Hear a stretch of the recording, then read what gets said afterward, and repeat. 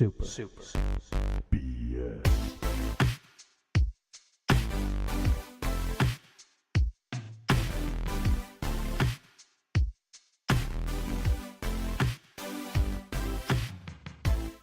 Yo, what is up, my little babies and John Orr? Thanks for dialing in. We are kicking it to you live tonight, as well as through audio on the podcast. So, wanted to try something new. We figured out a way to get internet into my garage, so that's like super exciting. We're like really stoked on that. Hooray! Hooray! Don't tell us neighbors. Do not. I don't know why we wouldn't. I tell them everything. So yeah, we got a special guest with us tonight. My boy on my left over here, we call him Churn. It's his motherly given name. His real motherly God-given. Churn, why don't you say hello? I've come from a special family, and hello. It's a very special family, and we want to welcome you into our special family tonight. And we hope to make your welcoming. What's the term that we use? Is it Welcome?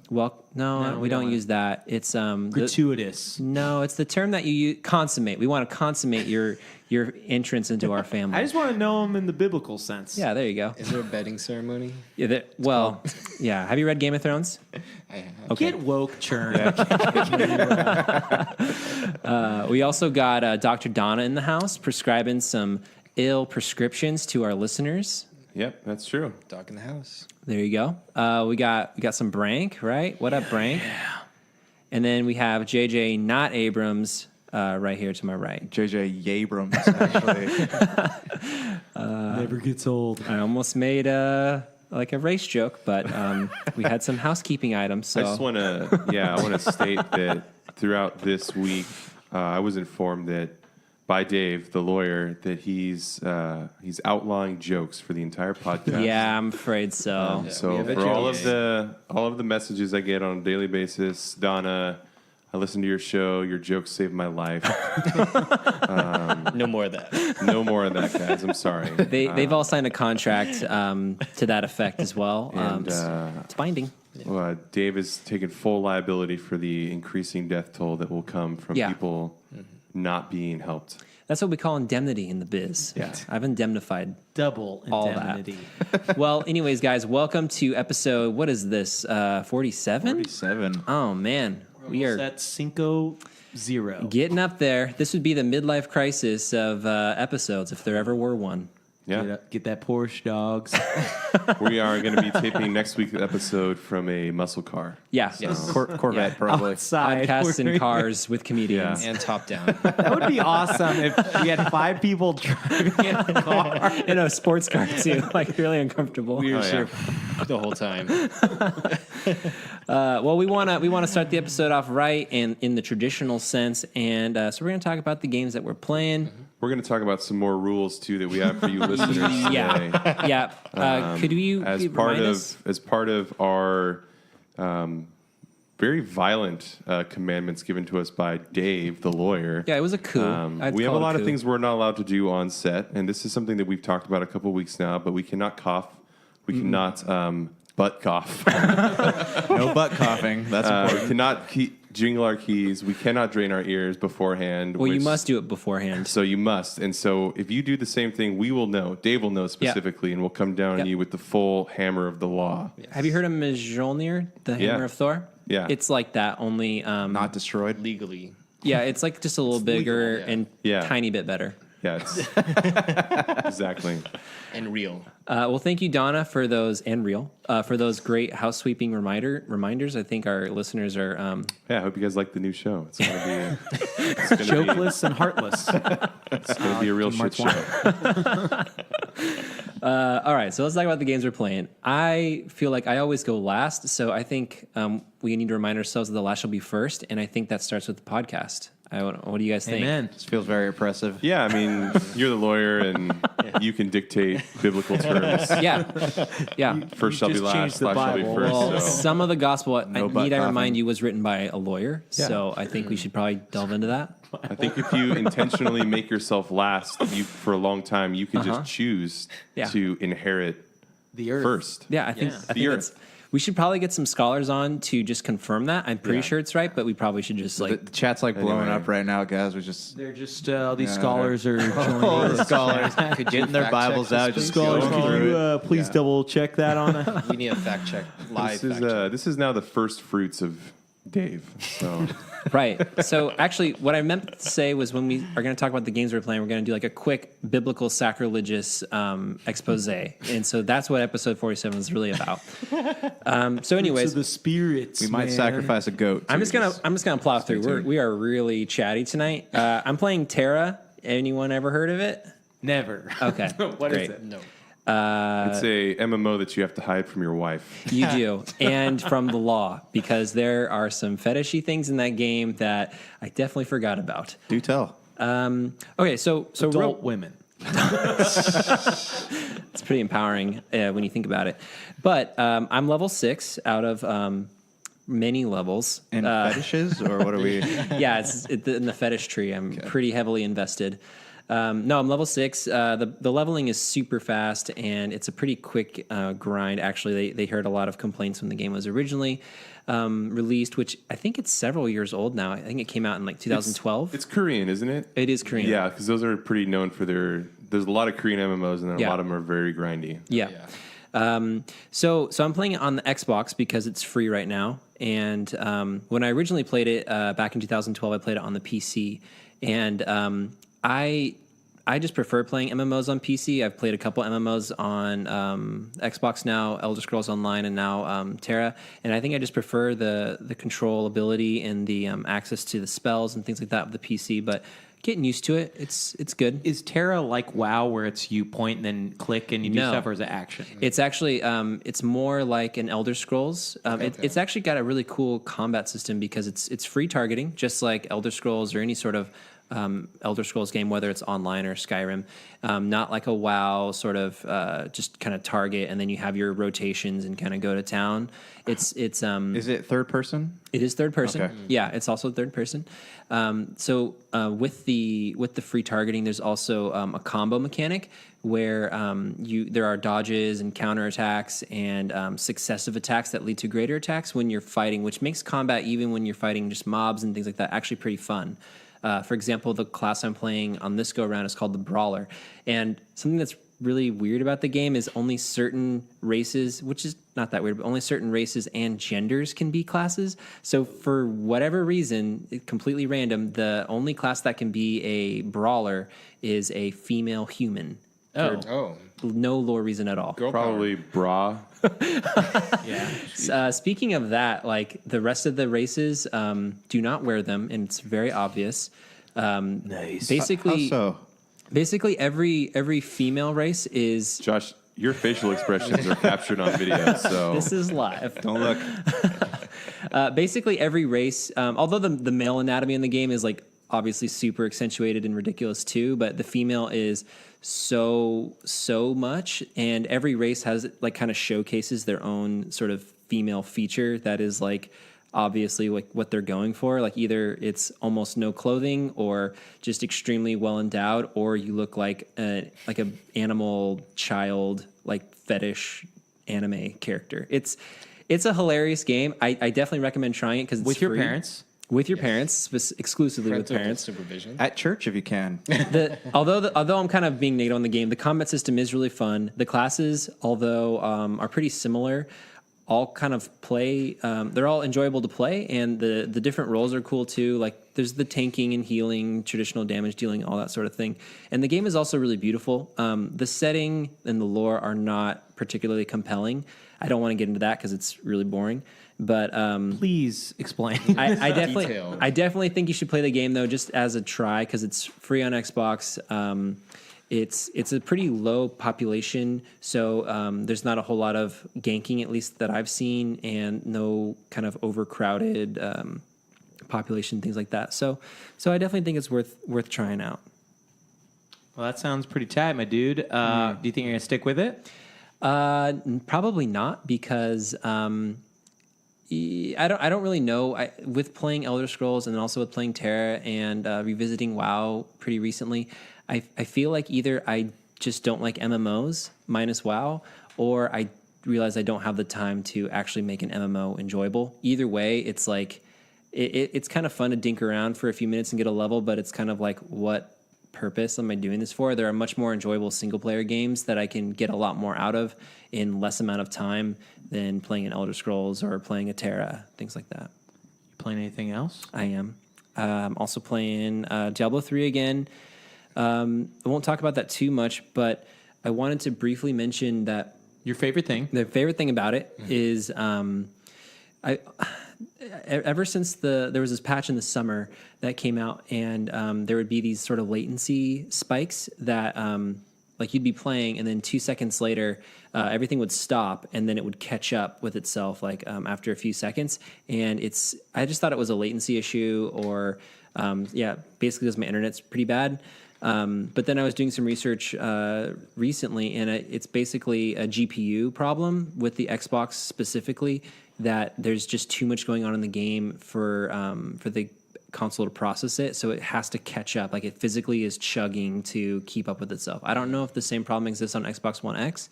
I would hope not, but Because I got all those better than Sony components in the Xbox. I don't know, but it just makes the game a little bit dicey, especially now that the game's getting harder, because especially if you're a cloth wearer like one of my characters is, if you get hit for a couple seconds by some elite mobs, you're dead. And I've definitely died a couple times because of it. And it's just a little bit frustrating because I haven't seen any sort of announcement or fix or whatever. It's just kind of a hardware problem, and it's just kind of out there.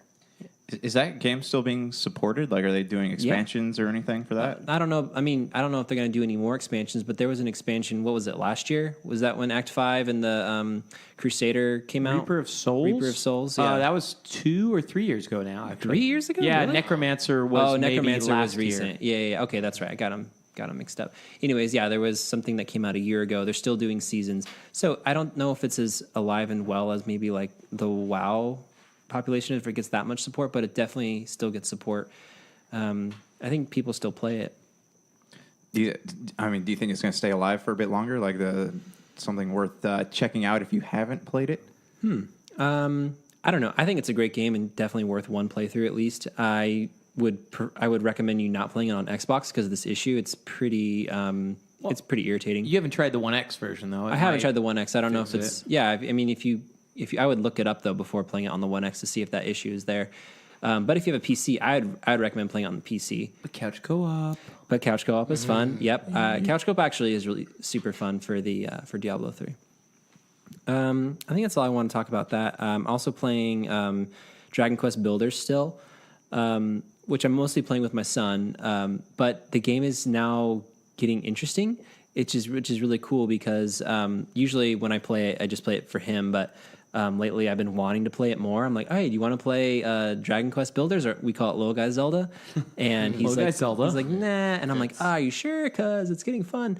I just got the hammer from Clob Arena, or whatever the NPC's name is in the Portal world. So that's making it fun to you can get more materials, and the mechanic is really fun. I'm sure Donna's already talked about it, but like you get recipes by gathering materials, so it just kind of instantly incentivizes you to go out and explore and do things. So it is a cool game. The last game I'll talk about is The Witness, which is free right now for a few more days. I think like another week. I think The Witness started this month, so we'll actually go through the whole month. Every game lasts for 30 days. I thought I saw a ticker that said like 9 days left. I thought I saw that, but maybe I made that up. It might have been on sale as well. So it might have been a ticker for the sale, the April sale that was going on, and then it's also free with Games with Gold. Okay. Did you guys all get that, by the way? Get what? The Witness. Witness. Yes. Are you listening? Are you on the show tonight? Or? What are you talking about? He just showed up. He wasn't here a minute ago.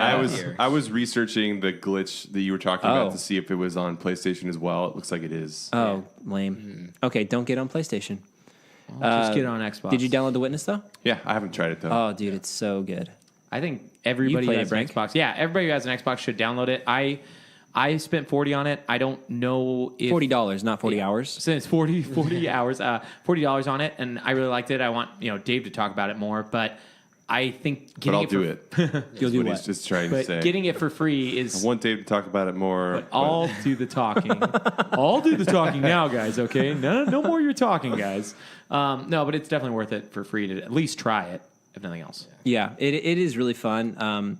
Me and my wife are playing it actually, couch co-op. It's not really a co-op game, but it's really fun because the puzzles are super challenging. The world is really compelling. The art style is pretty beautiful. It kind of has like a Team Fortress 2, but like a little prettier look to it. It is really nice looking though. Watercolor. Isn't it Yeah. the worst when someone that sucks as a human being is just really good at making games or making any art? At first, I thought this was a joke about Dave, and I was like, "Wow, this is a really mean joke like, about Dave." Nothing out of the ordinary. He sucks, but yeah, I mean, not No, that I'm talking much. about Jonathan Blow. Yeah, he was the guy who said like, I want to say Mario sucked or like. Yeah, he's the one that says everything sucks. He Except is, for Braid. To be fair, Except for though, Braid. he is crazy brilliant. Not Well, that's saying what I'm like, saying. yeah, Isn't that the worst when it's like When he deserves, his he can opinions be. are wrong, but he's also really good? I get it. It's dumb. Like Jonathan Blows. Yeah, forgot to say he it. was Oh. also tight on Microsoft because of, I guess he had some issues with, a lot of people had issues with Xbox Live Arcade, so he's like, oh, I'm not going to put The Witness on there, and then 9 months later, it Wait, was is this on an there. indie Yeah. game? Is this like have Yeah. a narrative, It's like or a- is it? It's a puzzle game. Yeah, Okay. it's like a $40 indie game, but it's really cool, like puzzles. Do you want to explain the puzzles? to Yeah, people? Like, what's this about for those who haven't played it? Yeah, for sure. Okay, so the game is you kind of wake up on an island by yourself, and you are introduced almost instantly to this puzzle mechanic where these computer screens are all connected by wires. And you solve puzzles, and they power up various parts of the electronics on the island, and those unlock physical things on the island. So you very first start in this sort of castle, and you follow these little computers all around as you solve each puzzle on the computer, and then it ultimately unlocks, and you can kind of advance, and then the world kind of opens up for you. But the puzzles themselves are actually really cool. It's a little screen that you kind of like zoom in on, and you have a cursor, and depending on the complexity of the puzzle, you can choose where you start your cursor, but for the most part you start in one area, and you weave this basically you form a line with your cursor, and you get to the other side. And at the beginning the puzzles are really easy, but as you advance they introduce different mechanics and gimmicks into the puzzle. For example, the first real area that I cleared last night, it's all based on symmetry, and so you'll be doing a puzzle, and you'll notice that if you start your cursor in one dot, the opposite dot on the other part of the puzzle will also appear, and it will mirror your lines, and so you have to basically like account for two different lines, even though you're only controlling one. That's just one example, but another example would be. There are real life things that are sometimes in your view behind the puzzles, and you have to. They don't explain anything, but you have to basically like account for that when you're doing the puzzle. I don't want to give too much of it away. It seems like you're more just interested in watching your hands on screen. Is Yeah. that the vibe that everyone else is getting? Well, I'm I was pretty sure noticing, every- where's your hand gloves? every Extra large. mechanic he just said is probably a lie, but he just. I mean, the main- wanna- These hands could talk, you know. people, if you're watching, comment. We turned on 3D mode. Hopefully, you're wearing your 3D glasses. What do you think of And Dave's hopefully, you're hands? getting the most out of Dave's hands. I like. I'm wondering where your hand gloves are tonight. You normally have the Listeners, extra large. you're hands. listening to this late, but turn on your 3D earphones and let us know what you think of hearing Dave's hands. If you also have VR, we also have like a feature where I can caress you with my hands, and Yes. left or right, Or depending high on- fives if you're not into that. High fives are okay, yeah, or fist bumps. I don't think we do high fives. Okay, just caressing on this show. Okay. There's a very in-depth user agreement written by a lawyer before. Not me. One last thing about The Witness I want to add Yeah. is they have a very cool sound-based puzzle in the jungle where you'll hear birds chirping, and it has to deal with like the pitch, and based on like which pitch they sing, it's like high, medium, low. It's not like that in depth, but it's a really, really cool It's just twinkle, idea. twinkle, little That sounds star. like sounds like Faye, where you have to match the melodies up It's with the kind of animals. Faye is not as difficult as this game. I almost 100% Faye without a fact. It almost sounds Thank like you. Fee, too, the real name for that game. Faye. Yeah, that too.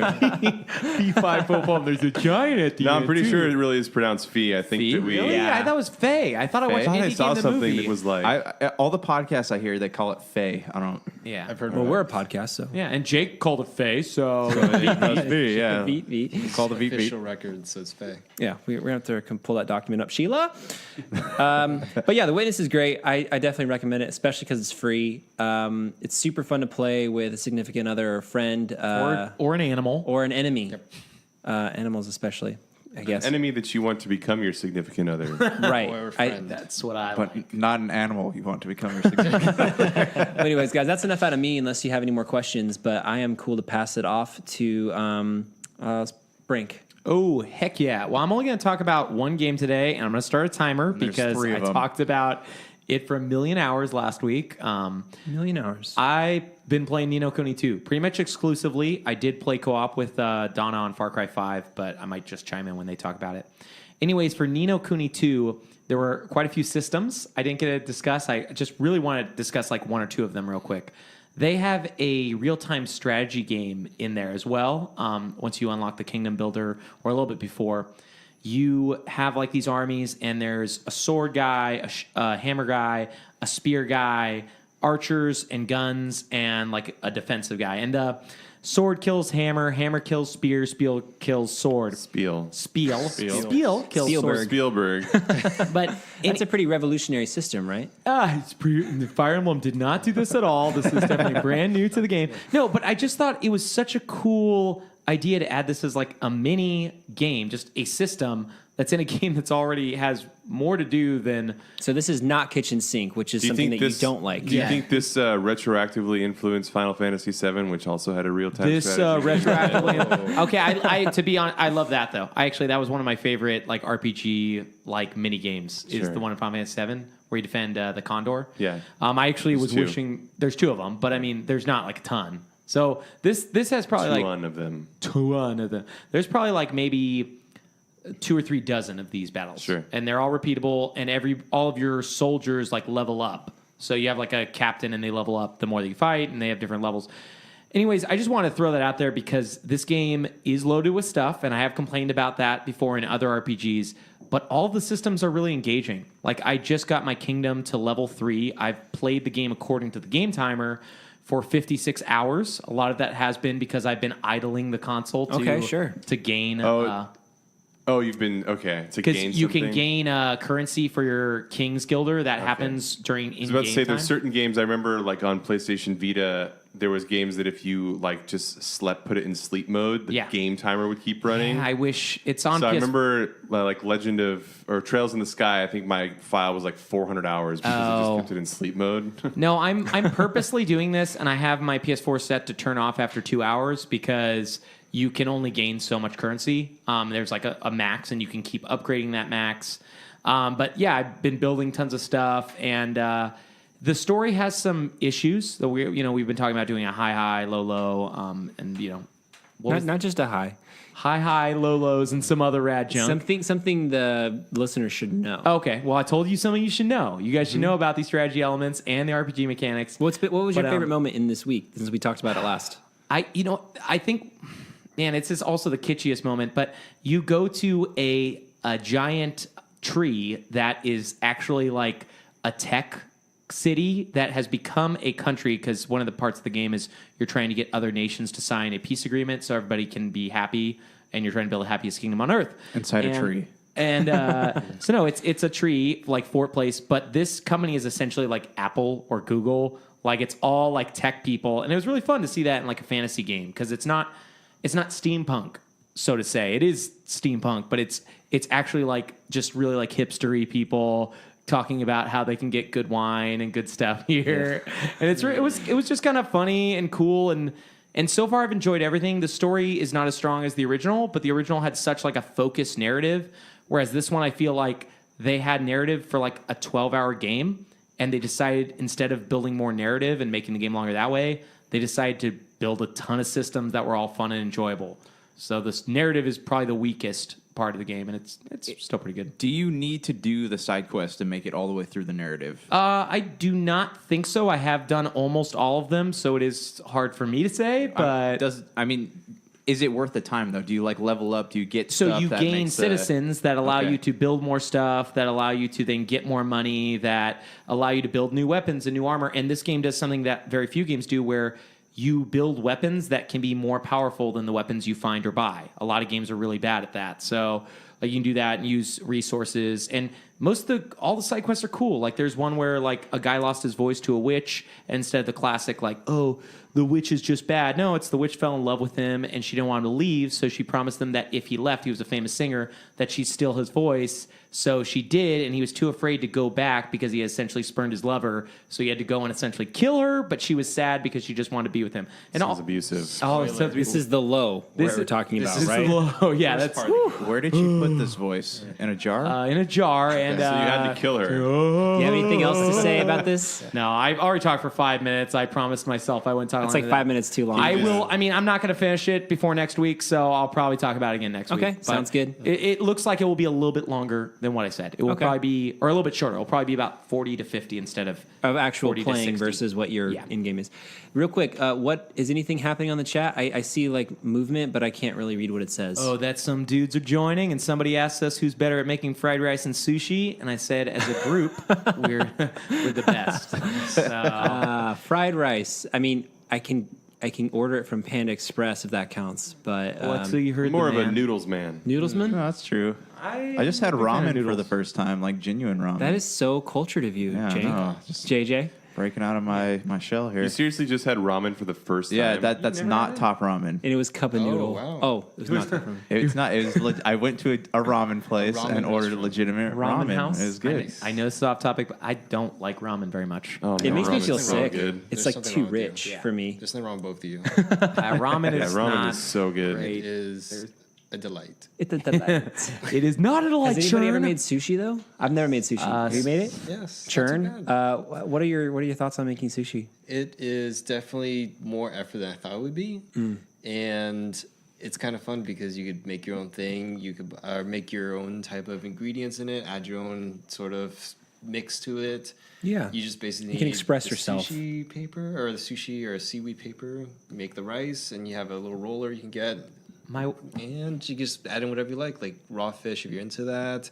You got an imitation crab, which is kind of our favorite in my house. Okay. And this is kind of fun to do with your significant other or Yourself. Or enemy. yourself.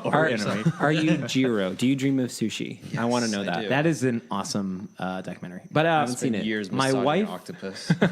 my wife made chicken sushi, I guess. It's the same components as sushi, but she used teriyaki Is that chicken. allowed, Churn? Nope. Okay. That's not Churn? We're going to Okay. have to Well, I don't bring know her what on the that's called show. then. Nope. Well, thanks for that question.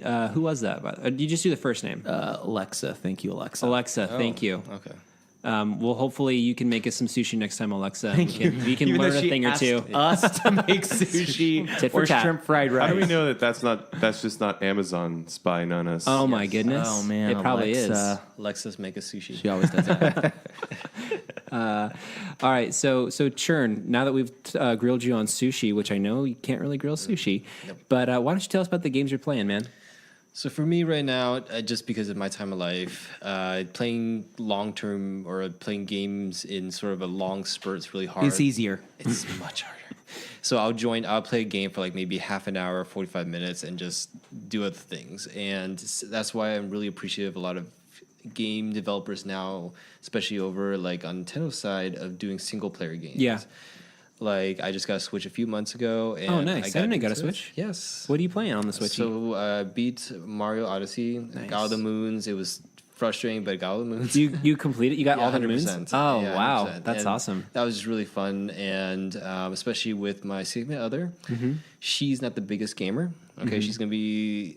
She Gonna be hasn't. 10 this year, right? Yes, she's gonna be 10. Wow, that's great. She always played the hat, I assume. She was a great hat. Yeah.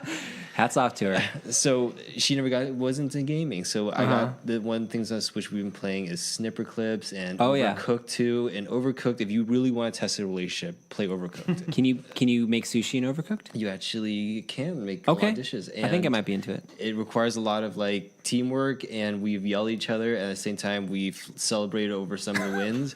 It's one of those things where like each stage you can get like 1 to 3 stars, and it depends on time or Stars are bad. Yeah, stars are bad.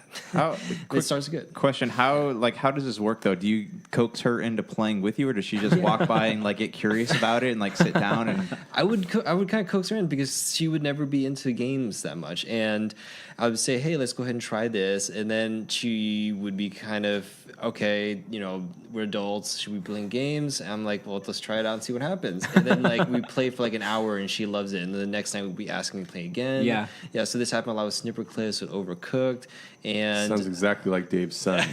Yeah. Also a significant other. he is a significant other to me too. No, but I can relate to that. so That's how Aaron's gotten into it too. Yeah, so it's kind of like, like I feel like games now, especially with like indie games, it's easier and more accessible for like, people of all different like, availabilities or like different times of life. And, I'm older now, so can't play like games for like 4 or 5 hours than I used to.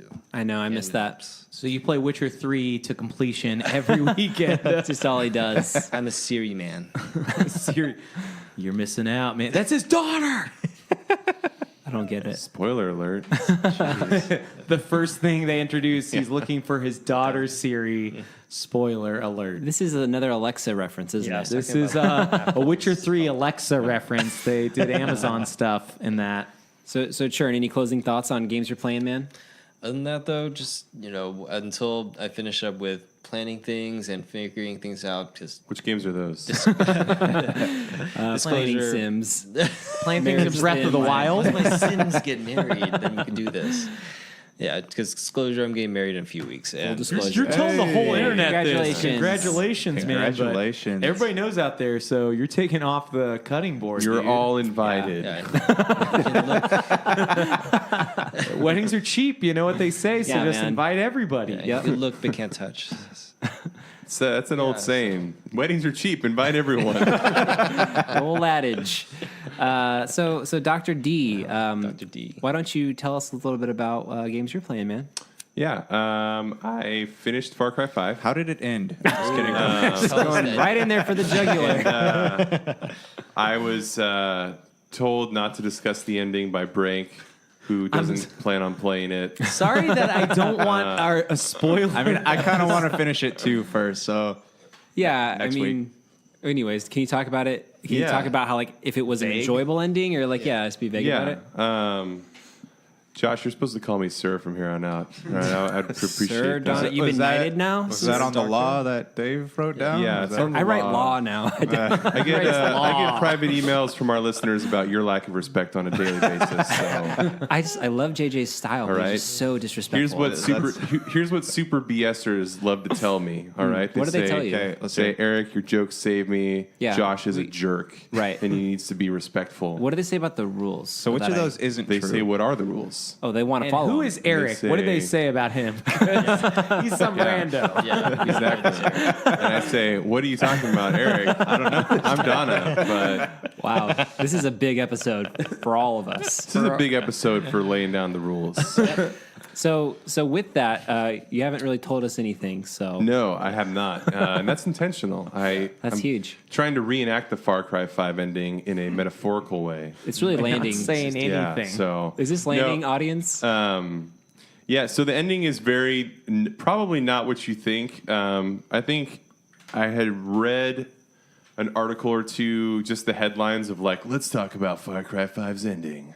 So I knew that it was probably going to be something. Do you open those before you finish the games? He No, does. no. I saw the headlines is what I'm saying. So You do read ahead, though. That's not true. Not It's not always. true? Okay. It's true with TV because I actually don't Okay. really care for TV, so I never really like. And with strategy guides for And- other games. And that's you not had my true. grandpa, man. You have done that in the past. We have talked before. It's okay. We don't need to get into it. We don't. We should. I'm trying. I want to know though. Tell me now. You just previously, we've talked about like Star Ocean and other games. It was specifically the PS2 one. I remember you talking about the ending and that you had looked ahead in the strategy guide. This is important stuff. Wait, listeners. is that still a thing? Are strat guides still people buy This was those? a long time ago, we're man. just, Okay. we're just, no, like, yeah, we're just sure. messing with it him. still exists. But those games, those strategy games don't typically tell you the ending. They tell you if you need to do things to get the good ending. Yeah, we're just joking around. So talk to us about Far Cry. Yeah. No it's, jokes allowed. How did right, it not sorry. end? Clearly. Okay. So did you enjoy the ending though? Yeah, I think I enjoyed it. It was definitely not what I was expecting. And like I said, I hadn't read any of those articles. I'd just seen them. TV watching is more of a waste of time for me. So I don't like usually when it's like, oh, this show is 5 seasons and seems really predictable. I'm going to find out if it is. Yeah. And it usually is because I'm just not like a huge serial TV person. But I don't think anyone is. no one is. But yeah. So highlights with the game since we've been talking about it for a few weeks now. I would say that my favorite region was probably Faith's region. It was probably the most trippy, although That's the sister, right? the sister. Although the region, all regions were very different, which is kind of interesting. I think the game it suffers from pacing in the sense that the first region feels so big and open, and I don't think the rest of the regions are really any different. I think it's the fact that whatever one you go to first is going to probably feel the most expansive, because it'll be the slowest moving because you have less of an idea of how to approach it, like what rhythm to use and all that kind and of you stuff. haven't used a flamethrower, so you don't have any Exactly, perks. yeah. With- And you So- don't have any With perks. Faiths, I noticed that it feels. I mean, it actually is a lot bigger, so it takes a Yeah. lot more time to go places, and you constantly have that airplane over your head. Yeah, I think Faiths might be the biggest region because the North region has only 4 outposts to John's 7 and Faith's 8. But yeah, I think actually the North region is probably, I commented that Faith's region is a lot more disturbing than John's, but I think actually Jacob's region in the North is probably the most disturbing. Is that also the high? Like Fate is your high. Like you really enjoyed that. area of the game? I enjoyed her character probably the most because it's also in a way it was kind of like not the least, but it was probably the one that could have stood to have more like narrative thrown into it, like more backstory and all that kind of stuff. But it was definitely the most tragic, I think. But yeah, the boss fight at the end of the game was very, very interesting. Wasn't insanely challenging. I think we've commented that you seem to die a lot faster in this game than in past Far Cry games. Yeah. There's definitely like, if you don't come, sometimes these boss fights segue out of things that you don't plan. And so if you don't come prepared, you might be in trouble. I found that with the North region with Jacob's boss fight that I had, I didn't realize it was just going to happen to me without me getting a choice. Do they do the little circle thing where it shows the gauge filling out? They do, but with Jacob's region, so with John's region, when it comes time to finish the area, you choose when to go face him. I think. With Faith, you can also choose when to go face her. Because she follows you, right? And you get to choose to talk to her? Yeah. And then with Jacob, you don't get a choice. So it just happens. So I happen to be like low on ammo, low on med kits, all that kind of stuff. So it was pretty rough. So would that be the low of the game and just not being prepared for boss fights? Or? No, I would just say that's just the thing. I don't know how strategically or how literal I want to take this high and low business. It's by the books. So By the books. Yeah. This was in the law. Well, I'll agree with in Faith's region, you're high a lot, so. Yes, you can get very high in Faith's region. I tried drinking as much liquor and smoking as much oregano, quote unquote. Oregano, that's an essential oil. Yeah, as they call it, and to see if anything happens. And it wasn't nearly as painful to watch as Sea of Thieves getting drunk. Jeez. But that also sounded like the coolest thing in Sea of Thieves. Like all you should play it for. that is why you much. play games. Yeah. Drinking. Anyways, anything else you want to share on Fart 5? No, we'll probably have more to talk about as anyone else that's playing it finishes it and decides to have more to say on it. How was the co-op situation? Co-op's 'Cause fun. Brank, Cool. you're I liked it. co-op with Brank specifically. Yeah, it was fun. That's it. I think liked it. Brank said it was probably the best night of his life. That was his high. I've been That's waiting for true. this No, forever. I do think that game to me is the most fun in co-op. I know you played the whole game by yourself and enjoyed it that way, but I liked running around and doing stuff with others. It's kind of fun. It's fun. It was probably more fun for me than it would have been a week ago because I was already pretty much maxed out on everything. So joining Brank's game didn't stunt my progression. But it doesn't stunt your progression, even if you do join my game. You can still get perks. But you can't progress the game. Yeah, The story? I get Yeah. Just out of curiosity, on Xbox, if you have someone else jump into your game when you're playing your campaign, does that take away from the achievements that you can earn? Sounds like no. We actually did research for this specifically because originally Brank was going to join my game, but by the time I got out of the mission, that he couldn't join while I was in the middle of a story mission, and then when I got out, I literally had nothing left to do in my game except for go fight the last boss. So, so I don't. But from my research online, it sounds like the host still gets their achievements, because but whoever's joining does not. Yeah, because you read in parentheses it says campaign only or solo only or whatever. Yeah, I think those are slightly misleading, but it has to be the host person will track progress on those things. Interesting. Well, Jaja, what are you playing, man? Oh, hey, I actually made some notes today, guys. So, wow. yeah, He came prepared. Look at guys. there's bullet points. Got the bullet points. There's an outline. I like right, the yeah. guy who writes the show notes didn't come prepared. But I wasn't actually done, but Oh, you're not done? No. Oh, well, we've already been talking for like 100 hours. guys. What else do you I'm want gonna to put this off to say? the side for now. What else do you want to say? Nothing now. Okay. All right. Donna's done forever. You haven't been playing anything else, though? No, Really? officially no. Well, you started something. Do you want to at least throw that out Okay, there? No, I'm not gonna talk about it. Okay. Move on. Okay. JJ, let's go. Okay. All right, guys. That's upside down. All right. So He's going to read it upside down. Yeah, so upside down. all the people know. All right. Well, we're on the topic of Far Cry 5. So I've been wrecking my way through Hope's section of the map. The missions that involve hunting certain species, the one where you do the mission for the guy who wants to create the pheromone that attracts the angels. Finding that skunk took me forever.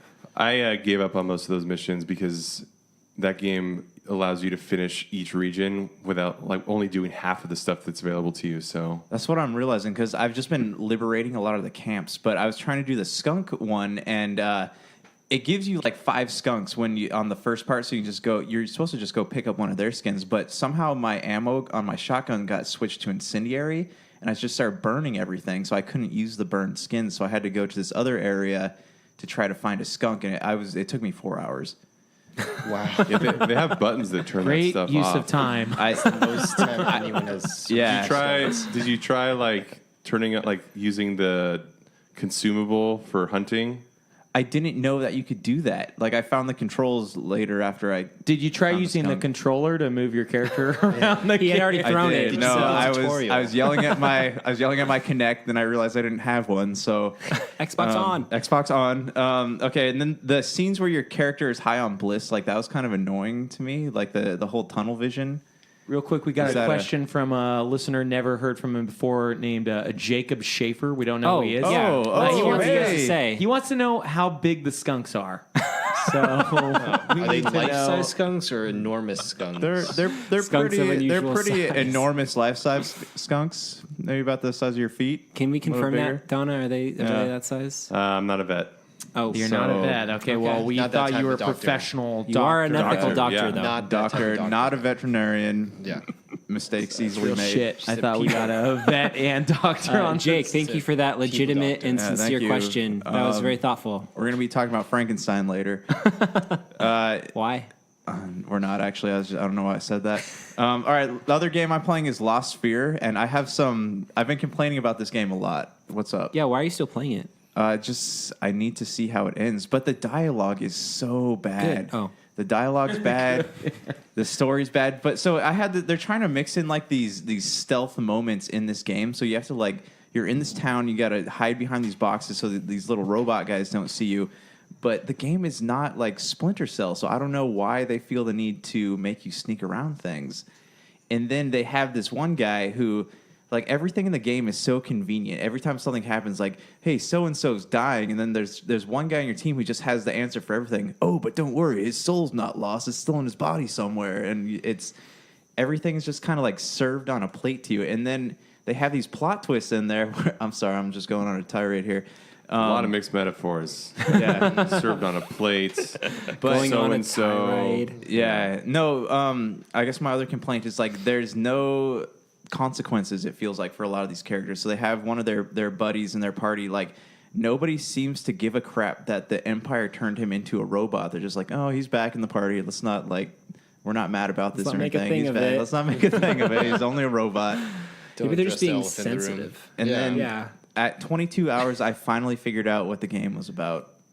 So Is was that sex. user error or is I that? mean, maybe a bit of both, but Always been about sex, hasn't it?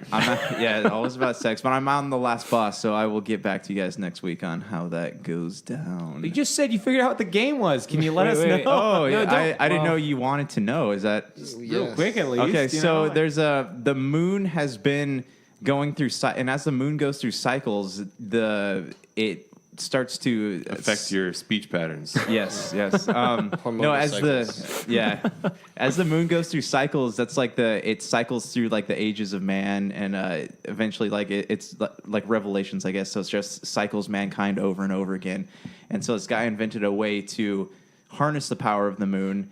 But as he did so, he needed to start making pieces of the world disappear in order to keep his power. So he himself escaped the cycles of the moon, but he needed to do what the moon was doing essentially to stay alive. So you're trying to fight this guy, and just has Can the we, power of the moon. Yeah. Let me just interrupt you for a second and say that, can we get a moon counter, someone? Yeah, please. I'm going to read back how many times I just heard the word moon. Moon. I don't know how many times. Hopefully, the listeners will help with all the Do you guys like counting. moons? Sound off in the comments, please. That's it, guys. Sorry. Love moons. Okay, so are you committing to the listeners that you're going to beat the game next week? Yeah, I'm gonna beat the Wow. game. Yeah, you heard it here It's first. a big order. That's in blood. Yeah. So since no one else has played any other game, and especially not anyone else on the show, any other games? Is there that game? I saw him play it. I think we can move on. Okay. Okay, Next all right. week, I guess. Well, let's take a quick break and collect ourselves. Hey everyone, venture into the pop culture cosmos today, where you'll hear our conversations on different topics within the world of movies, TV, video games, comic books, technology, board gaming, and more. You'll also get a taste of some of our other shows within the cosmos as well. So come on and join us each week as we delve into the pop culture cosmos. Welcome to the Pop Culture Cosmos.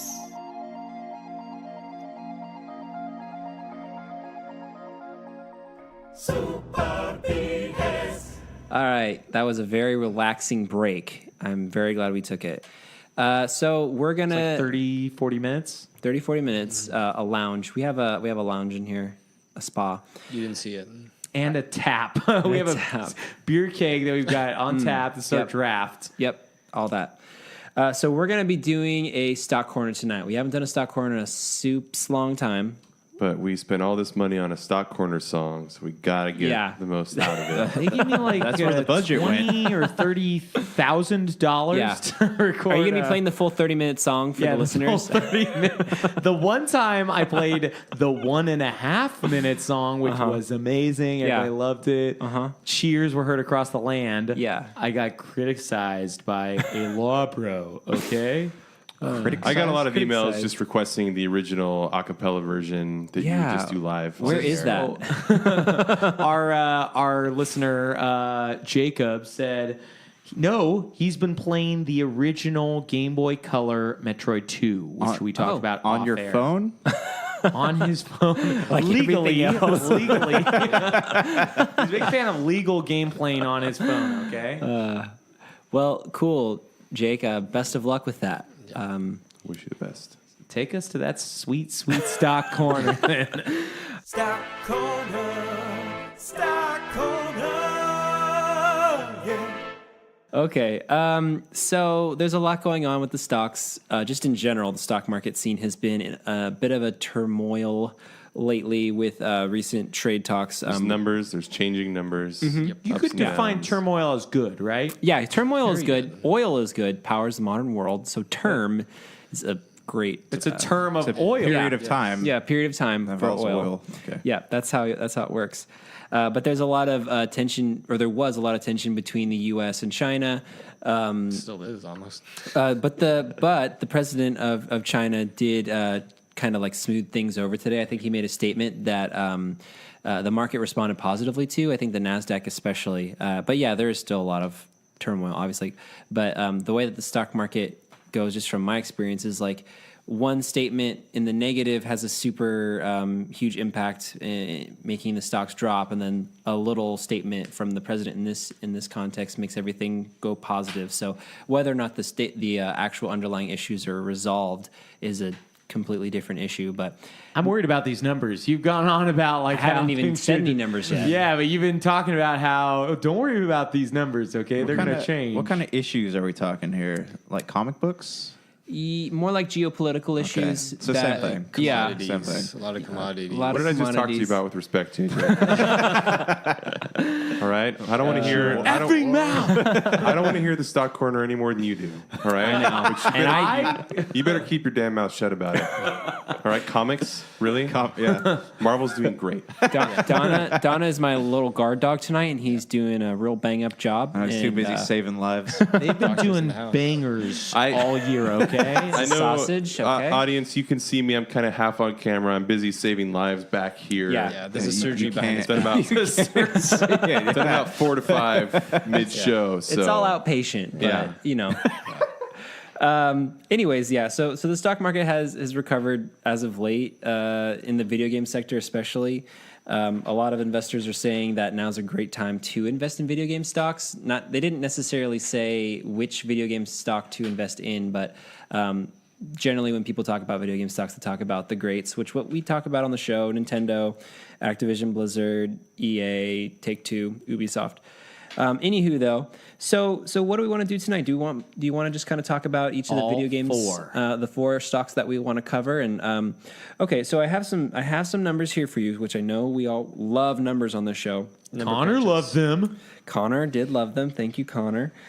So I guess we could just kind of do a quick synopsis of what each stock is doing, and then we could project, if we want to, what we think the price will be next month, just based on releases and things that are going on. So that being said, let's talk first about Nintendo, which is our golden child, and the only stock here that I have a vested interest in. But That's actually, illegal. You're not allowed to talk about stocks that you have. This is a legal podcast. Okay. Do you have a fiduciary agreement with these listeners? I do individually with each of them Individually. It's a huge pain, but it's worth it. But yeah, so Nintendo today closed at $52.73, which is down, and it's also down for the last month. It's slowly dropped from about $56, $57. So it's kind of slowly declining.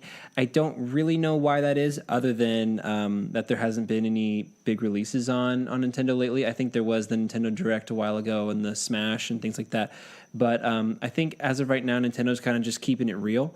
And, I think that there is going to be another big upswing with Nintendo, at least for the foreseeable future, because there are going to be some big releases, I think, in the upcoming future, especially with Smash. And That's a new franchise, right? it's a it's new new. franchise. Yeah, never First done it time before, ever actually. happened. Yeah. It's your second warning, JJ. What happens with the third one?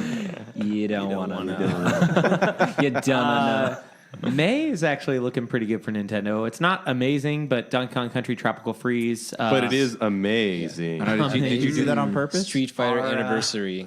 Yeah, Street Fighter Oh. Anniversary. Our friend and listener, Veet Mesquite, talked about Dark Souls Remastered, which is coming to Switch late May. So that could be a good month, but They don't sound like big releases that get the attention Well- of investors, though. to be fair, Mario and Zelda both released last year. So Do investors actually have any knowledge on do investors base from what I don't know a lot about the stock market, and it all looks like bonkers to me. yeah. Which it is.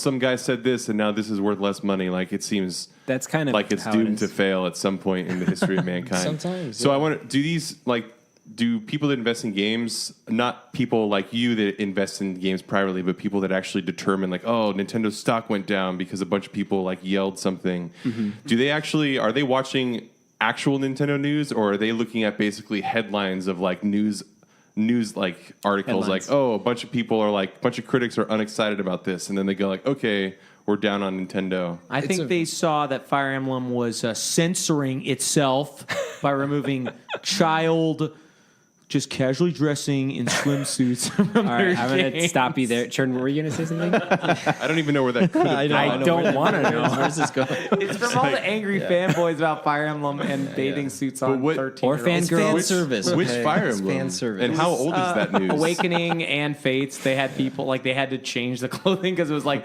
13-year-olds. I really wish we go back in time to the ending where I stopped it and we didn't keep talking. No, that's let's rewind behind that to the ending where we continued to talk about Okay, it all right. forever. Churn, what were you going to say about the stock market? Well, just the stock market in general is very, very, I guess, investor speculative. Like they would go off of news, like let's say sales in general. Sometimes it could be a big release that raises up price because a big release means more sale of, let's say, with Nintendo, a console, or they license their image or information out to companies to make games for. Yeah, I guess So- what I more meant was like, do these people that are running the stock market essentially, do they actually know what a high profile release contains, or are they know this because it's got a lot of news coverage, for example? Is more like hype, and like if let's say it's a big game that's coming out, then possibly be bigger sales, and because of that, they will, price or perceived prices will be higher just because they think that they don't like, let's say, pay attention to each individual game or anything like that. It's just general numbers. People who invest in video game companies, do you think that they actually play the games themselves, No. or are they just No, they're more. It's I think they're usually- elite gamers. I feel like there's very few people out there who will like invest in a company who like it. Let's say they truly like, let's say, believe in them. It's more like, let's say, if a company is profitable for themselves, then basically they'll go in that. Like a lot of companies I invest in, I literally don't really care too much about. don't even know what they are. You're like, what does this company even do? I like But this then, acronym. They just have good performance, and it's a good, personal, good investment for my portfolio. That's the only reason. I don't really care much about the company. Tell us more about this portfolio. What else have you made? So I agree with that. I disagree though too, because I am not like that. I'm more of the investor that you described because I believe in Nintendo as a company, and I'm just getting started on building my portfolio. So I wanted to start with a company that I believed in, and I follow the news of, just naturally. So that was cool to me. Super BS. Yeah, Super BS Gamescast. Heard it here first. I also downloaded the IGN app. So yeah, I'm pretty knowledgeable now. Everything's a 10. Everything's a 10. Duh. But I think to answer Donna's question, or try to, I think some people do follow these companies, and I think most don't, because if these people have a robust portfolio, that means that they've diversified their risk so that they are equally invested in a bunch of different sectors, and there's no way that one person can actually follow what's going on in every sector on a minute detail. You just can't. So people trust online resources like Motley Fool, which is actually a really great resource, Zax, a bunch of other resources as well. And Motley Fool is actually really good on talking about video games in a way that is probably that people outside of the industry don't really get, but that really resonates with people who do follow it. So, for example, a lot of the buy ratings and things like that Motley Fool gives have to do with margin, and so they're really good at sort of transposing what we know about the video games, like microtransactions and regulation that affects microtransactions, into stock terms that investors really understand, and that's really cool to see kind of that dichotomy at play. And so with Activision Blizzard and EA. These are companies that have actually mostly Activision Blizzard. It has like a huge margin, which makes it a pretty strong buy right now, because these games are being released 4 or 5 years back, but they're still making a ton of money on because of microtransactions with relatively low upkeep. So, can you tell like what a successful game is by how much people are still investing in it years after it comes out? yeah, totally. I mean, like with a game specifically, but how that translates to Like a company's income. Yeah, and like in the stock itself, it's like there's a ton of other factors, like how even though one game is doing well, a game company has a portfolio, and also like we already talked, Churn was talking about, one person saying, or in Donna too, one person saying something can have a pretty big impact on a company's performance. So what is all the people in the room yelling "bye, bye, bye"? What is actually happening there? That's They an like NSYNC. that NSYNC song a lot. Like, so you mean like the Classic. traditional like stock market ground floor type thing? That doesn't Yeah. exist anymore, though, right? That's like just I don't know. necessarily. Not Does it? necessarily. It's like like most trades happen like online now. It's very rare for. I mean, people to I buy just stuff in saw person. What Happens in Vegas starring Ashton Kutcher and Yeah, Cameron Diaz. that is- and that was her job. That's a relevant Brand new movie. That's a documentary. It's not that old. She plays herself in that She movie. plays herself. Is that on Netflix right now, by the way? No, I had to especially rent that one. That's a good one. It sounds like a, From a Blockbuster. girlfriend move, right?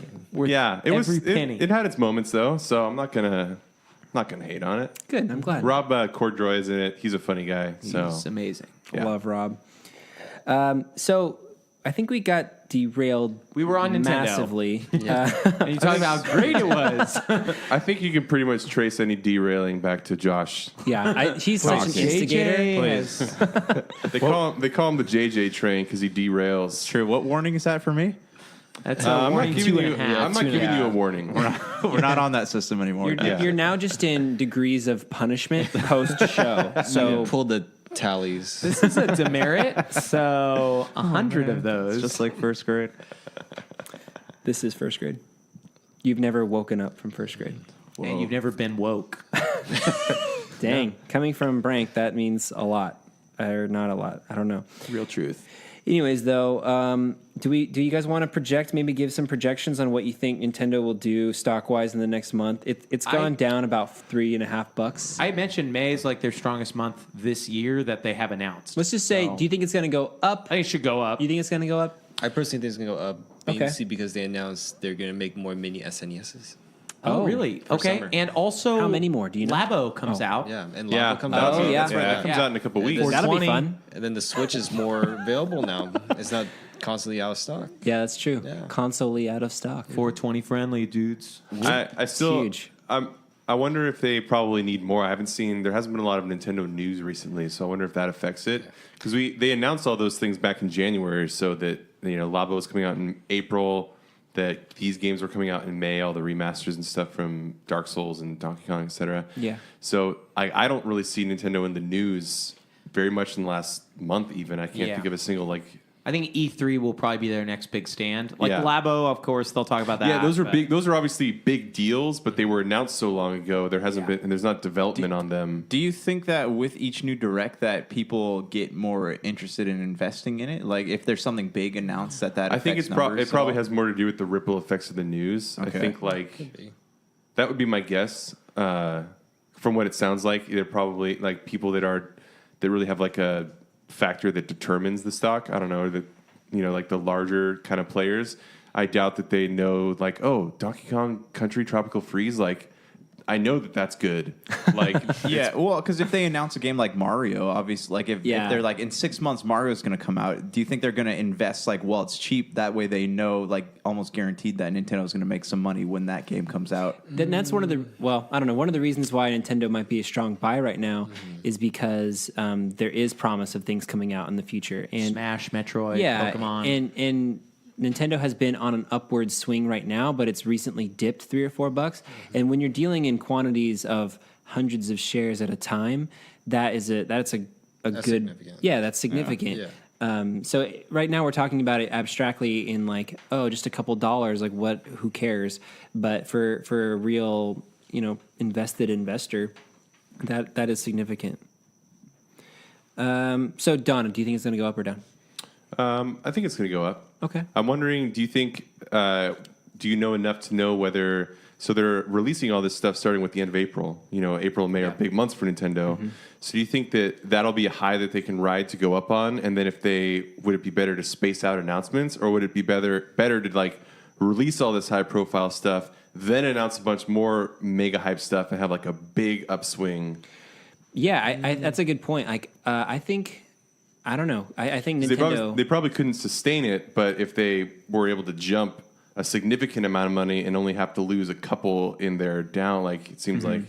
See, I think making the announcement is wise because that could trigger immediate response in the stock market, that's kind of hit or miss because there's so much news all the time, just based on the world that we live in now, that some things just fall on flat ears or people don't see it at all. Yeah. But I think that by doing more things in the public eye increases your chances of things being noticed. So like making an announcement 1 month and then actually releasing it is two separate things. So I think that's good.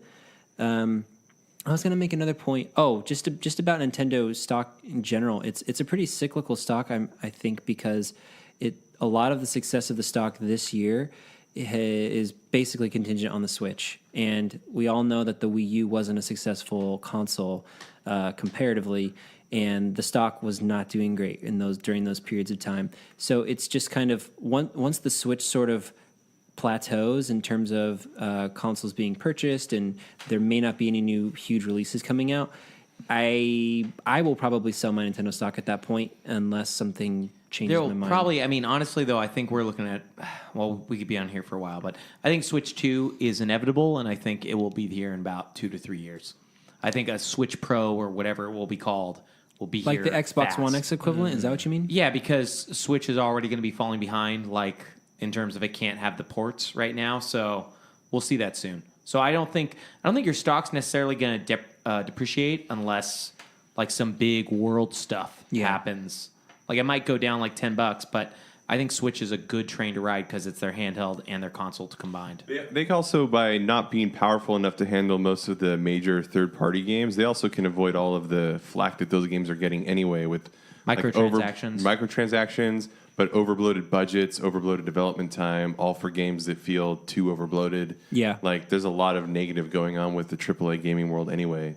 It seems like, too, with a handheld, you're not going to get as much power out of that as you would like a Xbox One X or a PlayStation 4 Pro. Yeah, but I mean, they're not that far off anymore. So if they get a Switch Pro, like it's not unreasonable to think that they'll be able to handle third-party games. Yeah. And it also doesn't really matter because Breath of the Wild and Mario Odyssey are easily like top tier compared to any like high-powered Sony exclusive, PC exclusive, or Xbox. They don't need it though. They still look great without that. Yeah, totally. So, Churn, what do you think? Are they going to go up or down? It may go up, just not that much. Okay. Just because I feel like with video game stocks, and I'm just saying speculative since I haven't researched too much too, just with stocks in general, like I feel like video games companies aren't always in the public eye. Like maybe in like, our small niche where like, it's like we care about it. So then like anything new comes out for a system or a game comes out, then it's big news to us. Or a shooting. Yeah, exactly. And then like, Positive stuff. Yeah. But just like investor wise too, like I would say like they probably pay more attention on sales, but then like, sales indirectly could mean higher stock prices. So I think, if there's some big things coming out, definitely people are interested in, especially younger kids with the Labo, and us adults who like are into Donkey Kong, Street Fighter. Those are also big things, and I could see it going up a little bit. Okay, yeah, that's fair. JJ, what do you think? I feel like with E3 coming up, Moving on. I saw you reaching for your microphone, so I started to slow down what I was saying. That wasn't an official interrupt. That was just a defense mechanism. I was told I wasn't supposed to do an official interrupt this week. No, you supposed to actually interrupt. could. How many unofficial ones do you get? Oh, countless. 40. All right, so what do you think? No, I think that with E3 coming up, it's a good time to invest because people are going to get excited and they're going to have something to announce, whether it's before E3 or during E3. They're going to have something big to announce.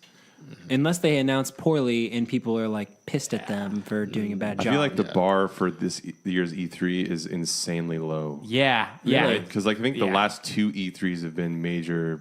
In like a week or two, our topic is going to have to be E3 because there's a lot to talk about. I think last year Microsoft had a good string of announcements, but none of them were like hype worthy. They were just like, it's like this I'm is glad coming. this is happening. This is good. It's like, or it should be happening. yeah, it's like Microsoft announcements are like finding out you're remodeling your kitchen. They're like, oh, this is good. Like this is going to be a good thing. It's going to be cleaner, sleeker. This is a good functionality. Yeah. They need something though. They need something first party to Nintendo. Yeah, we're gonna everybody, but what I meant is that everyone, not just because I can't think of any Sony just good did like recaps of the same games they've been talking about. Yeah, we're gonna have have to have a big topic about this, but we still have like a bunch of news, and I want to talk about those sweet gaming deals. Oh. And you've got some more stocks you want to share with us. Yeah. Yeah, I do. So Chicago Bridge and Iron is Thank you. real Real sleeper. stock that we want. Everybody here is here for Bridge and Iron stock. Chat, please let us know about how much stock you have in. Bridge iron. Oh, I scratched my nose. Oh, it really hurt. Oh, I'm not going to cry. Get over it. I want to. We have a doctor here. Just Patch me up. Oh, man. So anyways, let's talk about Activision Blizz. So not as popular of a stock right now as Nintendo. I think a lot of this has to do with just chatter that Destiny 2 is a dead and or dying franchise. People are not super pleased with it. I don't know. Have you guys been following Destiny 2's lack of success or mediocrity? basically, I mean, hasn't been in the news. Yeah. So that's I've been following basically, people like, saying if it's dying or not. And It's disappointment with the expansions, right? Yeah, was lack of expansion, content. but yeah. Okay. There was an expansion that I think dropped in like a few months It ago. was January, I want to say. Yeah, it was like the Egyptian one. Curse of Osiris. Yeah. It was maybe December, actually, but yeah, it was around that. Assassin's Creed Origins. Yeah, exactly. That also has... Anyways, A lot of that Egyptians. that this was year. kind of a lackluster expansion. The community said there just wasn't enough content, and that's generally the major complaint with the game. There's just not a lot to do, and people high up at Activision were saying, "Well, we wanted to respond to fans and not make the game too grind heavy. We wanted to give people access to the loot and end game system, but it ended up backfiring, and they just got to the end game too quickly, and now there's nothing to do." So. The game's community has been dropping off, and it's kind of like in a make or break mode. This is actually a quote from the CEO on their last earnings call. as in Bobby Kotick or whatever. Yep, Cody. Oh, that's Bobby the, Kotick. Yeah, that's but the CEO. COO is Cody. Sorry. Oh. Anyways, this is what he says. Now, after that, meaning after players had poured a significant amount of hours already into the game, we have definitely seen some real sentiment issues surface in a couple of areas, and we have got plans to address those. For example, one of the things we wanted to do with Destiny 2 was to make the game a little bit less of a grind based on feedback we heard, and we also wanted to provide players with more direct paths to getting the game's best rewards, and that actually allowed core players to consume the content faster than we anticipated, and that has led to an increase in players calling for more challenges to better rewards in the ongoing game. So, you know, I think going on record and saying things like that is kind of a twofold statement. Like, one, yes, you're admitting that there are problems to your game, but also you're admitting that there's problems to your game. But also, Destiny, the franchise, has a very specific history with the company making announcements about changes and things Yeah. they need to fix, and then following through either really poorly or not following through at all. Yep. So I wonder, it seems like at the same point, it's almost like, I just want to let Dave know, because we picked on him a lot, that a rando listener, we never heard of him, something, what's her, or I don't even know his name, Yeah. said, you're doing great. Oh, that's so that's really encouraging. important. You're, That's very positive. you're a real shithead sometimes, but you know, this guy thinks you're doing great. So Great. That's really says- lifting up my spirits. says, Dave, you're doing great, but you've already talked for 1 million hours, so There's a whole long paragraph. We don't want to read it on show. Yeah, I don't think you want Before you to. Yeah, sleep. So yeah. That'll. Thank you. thanks, Dave's mom. Thanks, Dave's mom. she's a huge fan of the show. Yeah, all huge fan. all the comments are by her, just with different screen names. She has a lot of She has a Facebook lot profiles. of So anyways, the game's not doing great. That's one of Activision's top earners, or projected to be one of its top earners. On the Blizzard side of things, though, Overwatch is obviously doing very well. So that might account for why Activision Blizzard as a whole is not as strong of a buy as Nintendo is. But I don't know. Yeah, Destiny 2 is interesting because you know that. I mean, you have to like think that at least some of the decisions they've made that are unpopular were cash grabs to an extent. I mean, you know that whether it's they thought that by like having like a like easy to buy your way to the top kind of system would make more money, or whether they thought that like by making the game more casual would have a larger base and then make more money. But I think I'm reminded of the thing I think we talked about with Ubisoft, where it's like all of their most of their money from microtransactions comes from like the smallest base of players. That's just like microtransactions So generally. it seems like they would want to. Yeah. It seems like they would want to cater to their smallest group of core players that are actually going to invest everything into the game. Yeah. As opposed to, I don't know. So Seems like Ubisoft's less obnoxious about it though. Like their microtransactions involve like maps or items or clothing, whereas you have like more of a churn and less of a JJ, you could say. exactly. Yes. Well, anyways, all that being said, their stock has actually dropped quite a bit. It's dropped about $12 in the last month. Today it closed at $66.52, which is up a little bit on the week. I mean, most stocks that I follow, whether or not they're in the video game sector, were up today. Actually, Nintendo was the only stock that was down today in my like portfolio that I watch. But anyways, they are up, but they were at $78.36 last month. Today they're at $66.52. So all that being said, do you guys want to give me your quick ups or downs for the next month? I think up probably just for the sake of posterity. They always go up. Okay. When's the next Overwatch character coming out? It just came out. They just leaked a bunch of skins today. Blizzard preemptively leaked them. I feel like that's going to more like make DeviantArt stock go up. yeah, DeviantArt's That too. If you're looking to invest, now's a good time. Yeah, if you want to invest in DeviantArt cosplay people, let's wait for new Overwatch character announcements. I actually don't know when the next Overwatch character is coming out. Churn, you just said it did. One just came out. Oh, really? Like, You talking about Moira? No, Brigitte or whatever. There was another Brigitte. support character, Okay, right? that's Torbjorn's daughter. Yeah, Bridget, Oh. I think. Yeah, it's a family thing. You're just saying words that have no meaning. Khajiit from Skyrim. She's She's a Khajiit. Brigitte the Khajiit. So Brank's an up. What are you, Donna? I'm a same. Okay, you're a same. Churn. I can see sales going up a little bit, so Okay. yeah, a tiny bit. I call. I'm the same. I call. I guess just to be contrarian, I'll say down. I don't think that. I think that the Activision 2, or sorry, the Destiny 2 drama is going to. Division 2. The Activision 2. They're forming a spin-off They had to company. dump the first one after all this. Too many Call of Duties. So, It's all duty. I just think it's going to go down. We've been talking for stocks a long time. Let's skip. Talk about more. Let's skip EA and Ubisoft. I think they're both sort of. I don't know. I feel like the companies that I wanted to cover today were Nintendo and Activision Blizzard. Well, it's a quick thing, though, with skipping EA is that the Destiny talk of Destiny being dead, or Destiny 2 being dead specifically, does seem like it could create room for Anthem to have some success That after could, yeah. all of EA and BioWare's blunders. So that's Interesting. 2019. We'll see That's if there's gonna- somebody able to. Yeah, that's going to be interesting. I don't know if they'll learn from their past mistakes with they that. did won't, not learn but with there Battle. could be room for it, as Destiny also didn't. That's true. One thing I will say about EA is of the stocks that we follow, they have the lowest rating right now. They are a sell. Most companies are either a buy or like a just keep onto it. But EA is an active sell. Well, they are the only company to have laws that were Are they potentially still made. worth like exponentially more? Because I remember last year, it's like we were talking about how good Nintendo and Ubisoft were doing, but Ubisoft was like $15 and EA was $100 still or whatever. Well, Yeah. that stock price is not an indication though, because if you have $100 stocks out there and they're like $100 compared to another company who has 10,000 stocks and they're $15. The price Yeah, is, it has to do with what price the company sets their stock at. Yeah. It's all relative to their market cap and then how the company's doing. So, but EA stock is going down. They have. It has been going down.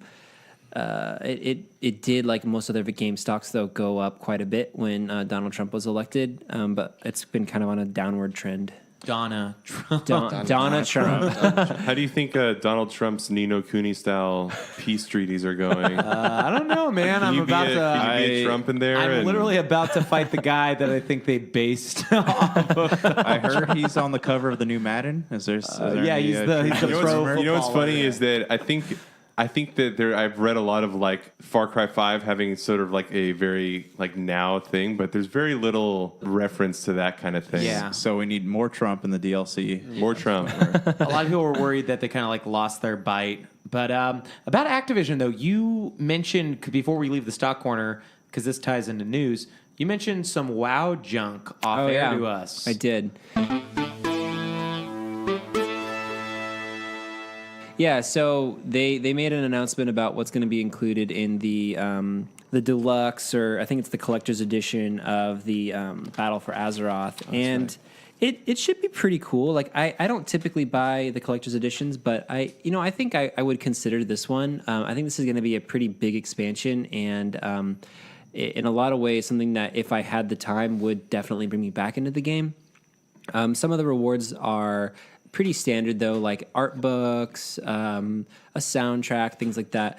But I got the Burning Crusade one. That sounds identical to what I had in that box. There are some. I mean, as Blizzard makes more IPs, though, there are more in-game benefits to other games, for other games. Like there's a Hearthstone exclusive card pack. There is a mount in the games. There's a mount I think that you get for Heroes of the Storm. I think there might also be an Overwatch. Obviously, those rewards didn't exist back in Burning Crusade when those other IPs did not exist. So like. I would maybe consider buying it just for the collector's aspect of it, not necessarily for the rewards. I don't find the rewards particularly compelling, but I think that it's fun to collect those things because they always come in pretty rad boxes. Yeah, I think Blizzard does one of the best jobs of making collector's editions. Like I like how if you own their boxes, you can put them all side by side versus like even Bravely Default and Bravely Second, the collector's editions were in vastly different size boxes where I had to keep one like totally separate because it was way too big. Yeah. But yeah, it's nice when they do like continuity, but you have to know that you're I noticed with Blizzard is they do like a better job than any company I've seen at getting old fans to return to their products. Yeah, WoW is pretty much like the poster child for that concept. Yeah. I don't know, like it. I think for me, it's the cinematics. Like when you see characters and races and like fighting styles that you've seen since Warcraft days, like the RTS days, and like you see them in like a really awesome like Pixar caliber cinematic, it just like super gets you into the game. Me personally, I don't know about other people, but especially with the Battle for Azeroth cinematic, it was like I think, in my opinion, one of the better ones that have come out lately. I was like, dude, I don't even have time for this game, but I want to make time for it. Like I want to sleep less so I can play it. But anyways, I am excited for that game. We can talk about more as it comes out. I think it's coming out in August or something. Yeah, they always do fall releases. Yeah. So that should be fun. But that's all I had to talk about on the collector's edition. There's another game that's never dying though that you wanted to talk about. Yeah, too. I'll talk about it quickly. Then I'll shut up for a while because I have been talking a lot tonight. So a game that I definitely am the expert on and always talk about, Final Fantasy 15. Yeah, Dave is actually the only person who's played it. All of us, when we started the show, talked about how we wished we could have played in the things that we wished were in the game. Yeah, I'll keep this Branky true to form. Basically, the 4 more DLCs were announced for it. Is Arden, Gonorrhea, It's not gonorrhea. I thought that's what you actually read. RNA is what it is. RNA, I think, is the third one, but Luna Freya is there too. Can I read the list that I wrote? Luna Freya and Wait, Noctis. who's hosting this podcast? Well, all of us. We're all it's hosting the co-hosts, same. co-hosting. All right. Anyways, like I think it's funny, one, because these are going to come out in 2019, and this game is just going to basically go on forever, apparently. And then 2, it's funny because I'm pretty sure you guys mentioned on the show a few weeks ago that Luna Freya was a character who you did not want to see have a DLC. Am I remembering that correctly? I you're said right. that. You're I don't think I right. said that because I would not have said that. I don't think Donna did, but I did. I JJ didn't say want that? Luna Freya to be a DLC character. Just real quick, do we have any? Is there any content coming out in 2018, or is this just? I think it's Comrades, so they have a picture of it. It's just Comrades is already out. Yeah, it's more, already out. More Comrades Okay. stuff. I updates. thought Arden was coming out in 2018. It said 2019. I thought they were on all that stuff. 2019. But Okay, maybe I'm the wrong. original announcement, or like before they officially announced the titles of everything, they said that the first one was like the first 1 or 2 were coming out this year, and then the last, like they would be a year from the last ones, basically. They just have a roadmap shot and it shows Comrades Update 1 is soon, Comrades Update 2 is like fall, Sure. and then Arden is supposedly early 2019. Hopefully it comes out this year. What about the multiplayer? Isn't that That's Comrades? Comrades. That's Yeah. Comrades. So Okay, they're okay. updating it twice Gotcha. again this year. Gotcha. I kind of wish they'd let that game end or expand the world map instead of keep doing these one-off DLCs, but they're not going to do that. I mean, the fact that they're making it, they must believe that there are people who want to play it. So, I mean, I'll play it. Yeah, I'm sure it sold a lot. I'm sure they probably, what it costs for them to make this extra content versus what it costs to actually make the game originally is probably like it's a no-brainer for them. Yeah. I'm sure at least somewhat financially. And again, I think that Final Fantasy has been in such a weird state. Like I said, this game is officially a testing ground for whatever Final Fantasy 16 looks like. Like it's probably a bunch of one-off DLCs that have no continuous. Just DLCs. Well, but you got to think though, with each of these DLCs, they supposedly have different gameplay, like slightly different gameplay mechanics that I'm sure they're testing out and stuff like that, which is, I guess, why. And then, so It's just kind of good, though, because you don't have to wait 10 years for a new entry to come out. You can just have them make something. I'm sure it and won't be. then I'm sure add on. whatever they do developmentally for Final Fantasy 16 won't take 10 years like this one did. I think the way that this one was like between generations, it went through different directors. It went through like a whole bunch of like reboots, basically, like internally, or at least one or two. I'm pretty sure. I'm sure that this is all like kind of the lessons they've learned, and they gave. I know that they'll be moving on from this game at some point soon because they gave the director of this game a new studio. Oh, yeah. and supposedly right. he's not working on a Final Fantasy; he's working on a new IP. So, well, anyways, more to come on that, I guess. Who wants to talk about Spider-Man coming out? I can mention it real quick. I Yeah. just wanted to throw that. I said at the beginning of this year, I doubted Sony was going to release all the games they've been talking about for 3 to 4 years now. And it looks like this year they're going to release almost every single game that they've been talking about. Good for them. I'm happy it doing got to it. this point, but it just was. I literally have to eat my own words, like from January. But Spider-Man comes out September 7th. I hope. words before turds. And I have to eat turds. turds literally after That'll that, be too. I a put a lot Patreon of special. bets. Yeah, Patreon to watch me eat turd. Everybody loves that's a fetish. Please donate. But no, it is making September a little bit crazy. Like we talked about Dragon Quest XI, September 4th. Spider-Man is going to be September 7th. And Rise of the Tomb Raider is September 14th. And then there was another game that we're going to talk about that was The re-release also... of Rise of the Tomb Raider. Shadow of the Tomb Raider is September 14th. There's another game, too, coming out in September as well. Is anyone excited for Spider-Man besides JJ? Oh, I am? You're excited for it? I mean, if Okay. it's as good as Batman, the Arkham games were great. Yeah. Okay. I hope it's like Web of Shadows, where you get to kind of go over the whole city and you're not limited to certain areas. So it's a lot more like the Ratchet and Clank games. Like you're going to get a lot of upgrades and tools, and then you can upgrade all of those. can you go all over the city though? Is You that can, seems but like a world. it is based off of like regular physics. So if there's not a building, you can't just swing into the air like every Spider-Man game So ever. not quantum physics. That's based off quantum. No, it's based off like every other Spider-Man game, you just shoot into the sky and your guy just somehow swings from nothing. So supposedly in this one, you have to shoot onto a building to swing. I heard that sounds pretty interesting. You heard it sounds interesting? Sorry, I heard that, comma. It sounds pretty interesting. Cool. So who wants to talk about Spyro HD Trilogy? I do actually. Oh, are you sure you do? Got my Like, do you have notes on that? Or? Yeah. Let's start These with are all Paige. just pulled from articles JJ wanted to read. It's true.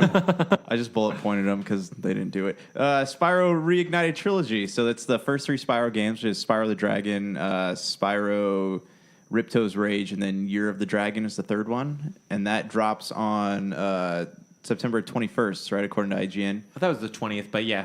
You guys, the 22nd. maybe we're all wrong. Churn, can you give a date, please, in Yeah, September? please. December 1st. Throw one out there. December 1st is a good You date. guys, any interest in Spyro? You guys ever play the games? Yeah. Or you- Yeah, I mean, the fact do. that there's no Switch announcement is kind of annoying. That's the Yeah. thing, though. Like everyone's speculating, so it seems like it's inevitable because Crash is coming out on the Switch too. Yeah, I think that will be the only thing that will make me play it, is the ability Yeah, to play same. portably. But have you guys seen the side by side graphic comparisons Yeah. of the I have. PlayStation? They look really. It looks Yeah, it good. does Looks really good. It was Sure like will a look good great on upgrade. Switch, too. And so that was I just real quick like that was Spyro was the first game where I really was interested in playing with the camera because if you couldn't control the camera in Spyro, the game would have been so hard. because it was the first one that I played where the camera actually revolved around the character. You could. It was the first game I ever played where I thought, man, I really wish they just continued making Croc games. I know. I mean, Croc it's not 1, wrong. Croc we want to see a 2. remaster of the Croc series. That'd be here. great if somehow that got a remaster. That thing, I imagine Glover would be right up. No, Chameleon Twist before Glover. Yeah, There of you course, go. Chameleon Twist is better, but I could imagine Glover. I'm more of a if that's Gex THQ. man. Yeah, Gex. Dude, Chameleon Twist, like those surreal levels of like giant candy, and you're supposedly a chameleon, but you look Yeah. nothing like a chameleon. I like the pool levels where you played like pool. That was Yeah. great. Yeah. Billiards. Gex he just like randomly swore. You just be standing around and he goes, "This is bullshit." No, he's just like Yeah. random things. Just Such a bad. He also said something like, It's kind of a Dave thing. You know? he also said something like, never take career advice from Joe Piscopo. Like, what is that? Like, References. I'll never forget that, but I have no idea what he They means. had a grudge against Joe Piscopo, man. Yeah. Bad, man. so back to Spyro. Do you guys think that we're seeing like an end of like mascot led games on the consoles? Since Spyro's now coming out. No. We don't like when Nintendo puts stuff out. It's saturated in like Mario marketing stuff. But like Sony used to have like Crash Bandicoot, Spyro. Used to have Sonic on Sega products. I think what happened though is really that Nintendo has really the only franchises that have real staying power from the sense of like a mascot. Yeah. Because Microsoft has Master Chief and Marcus Phoenix or whatever, and Sony has. yeah. Sony used to have Crash. it's like franchises. And they had though, Jack and mostly. Daxter. They had Jack which and they Daxter, switched which to they haven't Nate. really done with anything. They have like God of War and stuff, but those are all, I think, yeah. But I think it has more to do with the fact that there's just not a lot of compelling ones, you know? Yeah. And the fact that market audience is us. You know, it's the 30-year-old people. Like, there are still kids playing that stuff, but it's not. We all grew up with it, you know? So that's why all the mascots. Yeah, and I think Spyro also had all that really like stupid looking Skylander stuff too. Like Yeah, that came out. He's been A lot of people got burnt out. relevant after for a lot that. of Gen Z people. Yeah. yeah, kids love Skylanders. Yeah. I think with this, Or though, did. that they're just cashing in on the nostalgia. I'm going to play it. I'm stoked about it, but Mostly for nostalgia, though. I had actually moved on from most of that. Like I didn't really care for Spyro when it came out when I was a kid. I think at that point I was more playing like I still loved Mario. It was more playing Crocs. Exclusively Croc. While wearing Crocs. I've never owned Crocs before. It's against doctor's orders. Dude, so. they are so freaking comfortable. I would like to get a pair of Crocs just because they look hilarious, and I've heard they're comfortable. Dude, they are, but they're actually really expensive. I went to the outlet store where they had Crocs, and they were still like $50. And I'm like, I'm not gonna Well, buy now Crocs that for now that $50. Steve Irwin's dead, maybe the Croc phase will. I mean, Crocs are easier to hunt now. He was hunting Yeah. all of them. is that too soon? no, What was it? it's fair game. Not soon enough. Chat, what's the call on I that? think his daughter just recently got like stung by something. On That's air. story, right? A Croc. Stung by a Crocodile. She was Croc. stung by a crocodile. Maybe it was just a bee. Yeah. Okay, so I think that was a Branky, is no longer a Branky. It's probably a good topic for a future episode, though, is gaming mascots. That is a good idea. We should do that. This is my idea, just as a Yeah, let's- official. Well, Give the JJ original. didn't even think about that. Yeah. JJ, I wasn't is, here tonight. Yeah. JJ didn't even think anything. No. Yeah.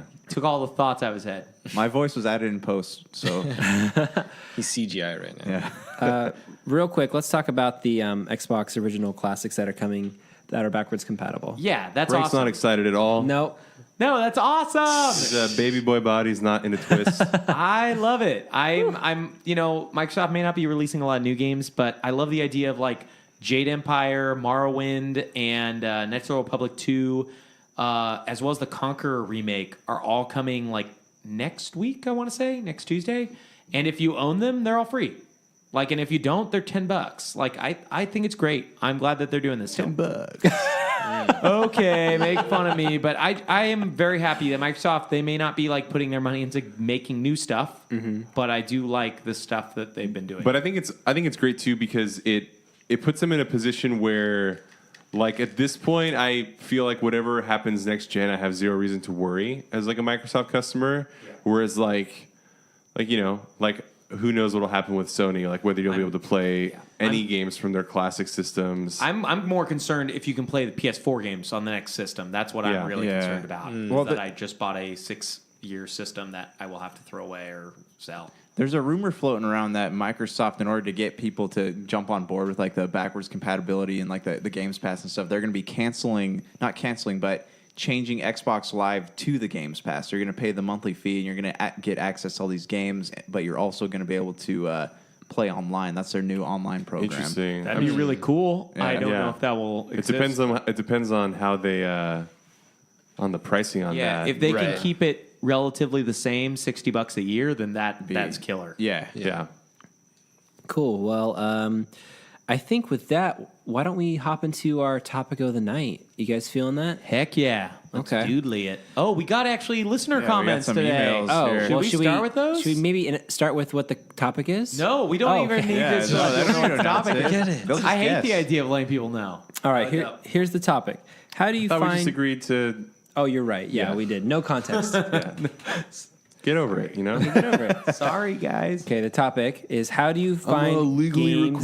to inform you of the topic, bro. How do you find deals on games? And we have Churn on to assist with that. But do we want to read the comments first, Brank? I would like to, if that's okay. Okay, let's Ryan's read excited. the comments. Let him do it. It's very user friendly. So who's pulling up those Okay, comments? here I got him. Here I got Okay. the first batch. So from Rob McCallum, he says research and if the game is worth it, judged by. Okay, so the question was, how do you find bargains on games, and what makes a $60 game worth it to you to pay that cost? So he says. Research and if the game is worth it, judged by relative rarity and appeal, collector's editions, retro games. Do you guys, when it comes to that, what do you guys think? Collector's editions, or do you think it's worth it to pay the full price for it? I think Rob McCallum should get himself a real sounding name first. I agree. Like Final Fantasy 15, I bought the whatever the legendary edition was. The second- the $70 one. Yeah.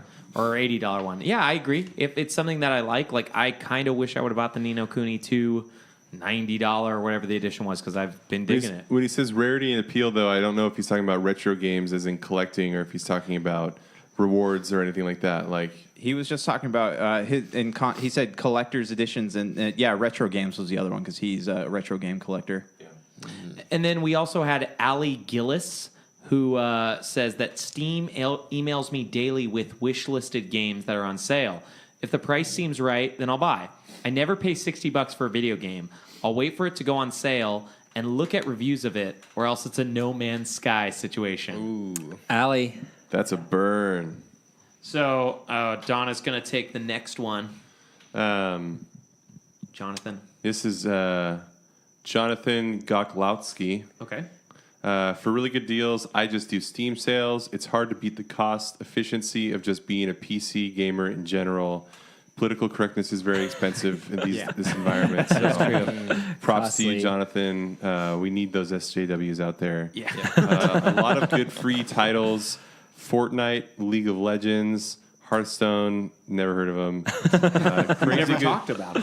Crazy good sales on big titles and crazy good titles at good costs, with many indie or smaller companies producing AAA quality content on a small budget. Terraria, Stardew Valley, etc.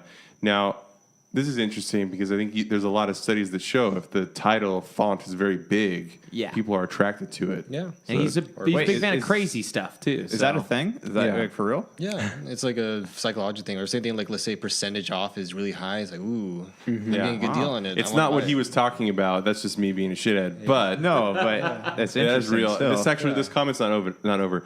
In a world like that, with costs being so efficient, in order for me to justify spending $60 on it, given that I could buy that could buy 3 to 6 games, I need to know the amount of desirable content is enough for me. I'm talking games like The Witcher, GTA, WoW expansions. That just means DLC that wows him. Just like, I love it. All right, that's pretty straightforward. With at least 1 month plus the X-Back or the expansion, it's $60. Anything that I can really chew on. Shout out to the exclusive release podcast available on YouTube. Check that out. These expansions I can chew on, man. That's a new type of disc. Are we just passing the comments on, or are we commenting on what we think Yeah, about them? there's a lot of material in there. Should we comment on that? We can comment on that stuff. So, do you guys research how much DLC is coming out for a game before you buy it? I think that that because we live in a certain type of society, aka like capitalist one, not in a positive or negative sense, but I think you have to support the things that you want to see more of.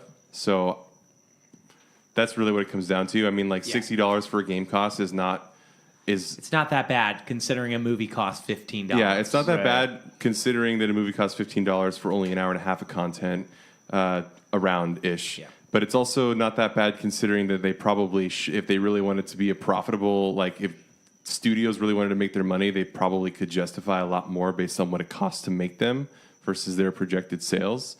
So it's just that I think for the more that we kind of like live in that, like the more, and this isn't a bad thing, because I think the indie games, like he said, the indie game quality has really been a huge part of the gaming world now. And you get a full experience too. Absolutely. So I think that's why we're going to see that trend continue, and we're going to see kind of like the empire of AAA continue to crumble to an extent, because, yeah, no one wants to pay full price for a game, but full price is barely making ends meet for a lot of those bloated development budgets. So Yeah. And it feels like, too, a lot of people kind of get over the idea of the DLC after playing some of these games, too. But it's the same thing with every industry. I mean, it's like people don't want to pay for music, people don't want to pay for movies, people don't want to pay for anything.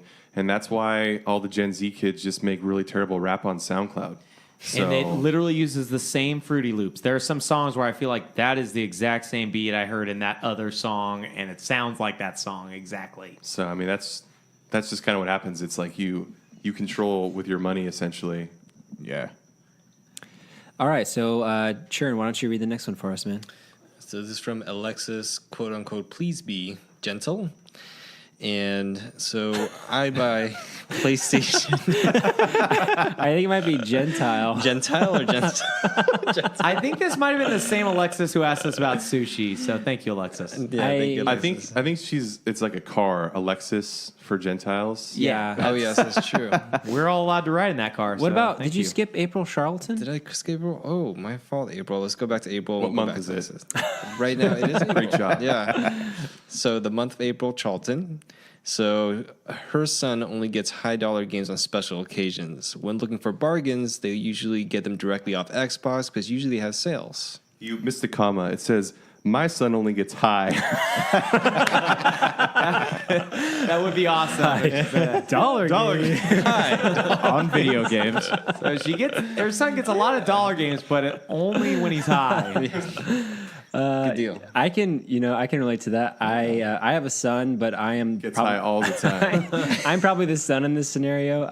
He's our son. I only buy games on special occasions, and I think I'm gonna keep my Xbox Live subscription going because Free games. Yeah, free games, Yeah, and it's it's nice. worth it. Yeah. That I think a lot of kids growing up though had that. Like we would get used games or cheap games because our parents knew we're dumb, and you'd only get like that new game on your birthday or whatever. Yeah. for a lot of Yeah. kids. So All right, so this one is a doozy. This is Alexis Gentile. Please be gentle. Okay, I'll do my best. I buy PlayStation gift cards with my Speedway rewards points. I don't know what those are. Speedway is a grocery store in the Midwest. Got it. Thanks, fact checker. I rarely buy $60 games anymore. Preach it. I often wait for a sale like Black Friday to buy single-player games. For multiplayer online games, it's better to buy them on release because part of the fun is the community. Totally agree. If you compromise that waiting for a deal, you may end up far less satisfied by the experience. The rare exception I pay full price for is a game from a reputable franchise that I have been waiting for years to play, such as an Elder Scrolls game. You're really resonating with me right now, Alexis. Yeah. In order to justify a $60 purchase, a game generally has to have 150 plus hours of possible playtime. Not resonating there. If you do want that much playtime, Alexis, I would definitely recommend Divinity Original Sin 2 because that's supposed to have like 200 plus hours of real game time, and I don't think it's $60. I think it's $40. Anyways, continuing on with your comment. With an RPG, that can be easy to hit. With a game like Destiny, what we just talked about, it requires a lot more research and confidence, often a rental or free trial for me to feel confident enough to invest. It's much easier to make that commitment if a friend is buying the game along with me. Totally. I really like what she said specifically because I have become so picky about what games I do spend $60 on now. Like besides Far Cry 5, they're pretty much just RPGs.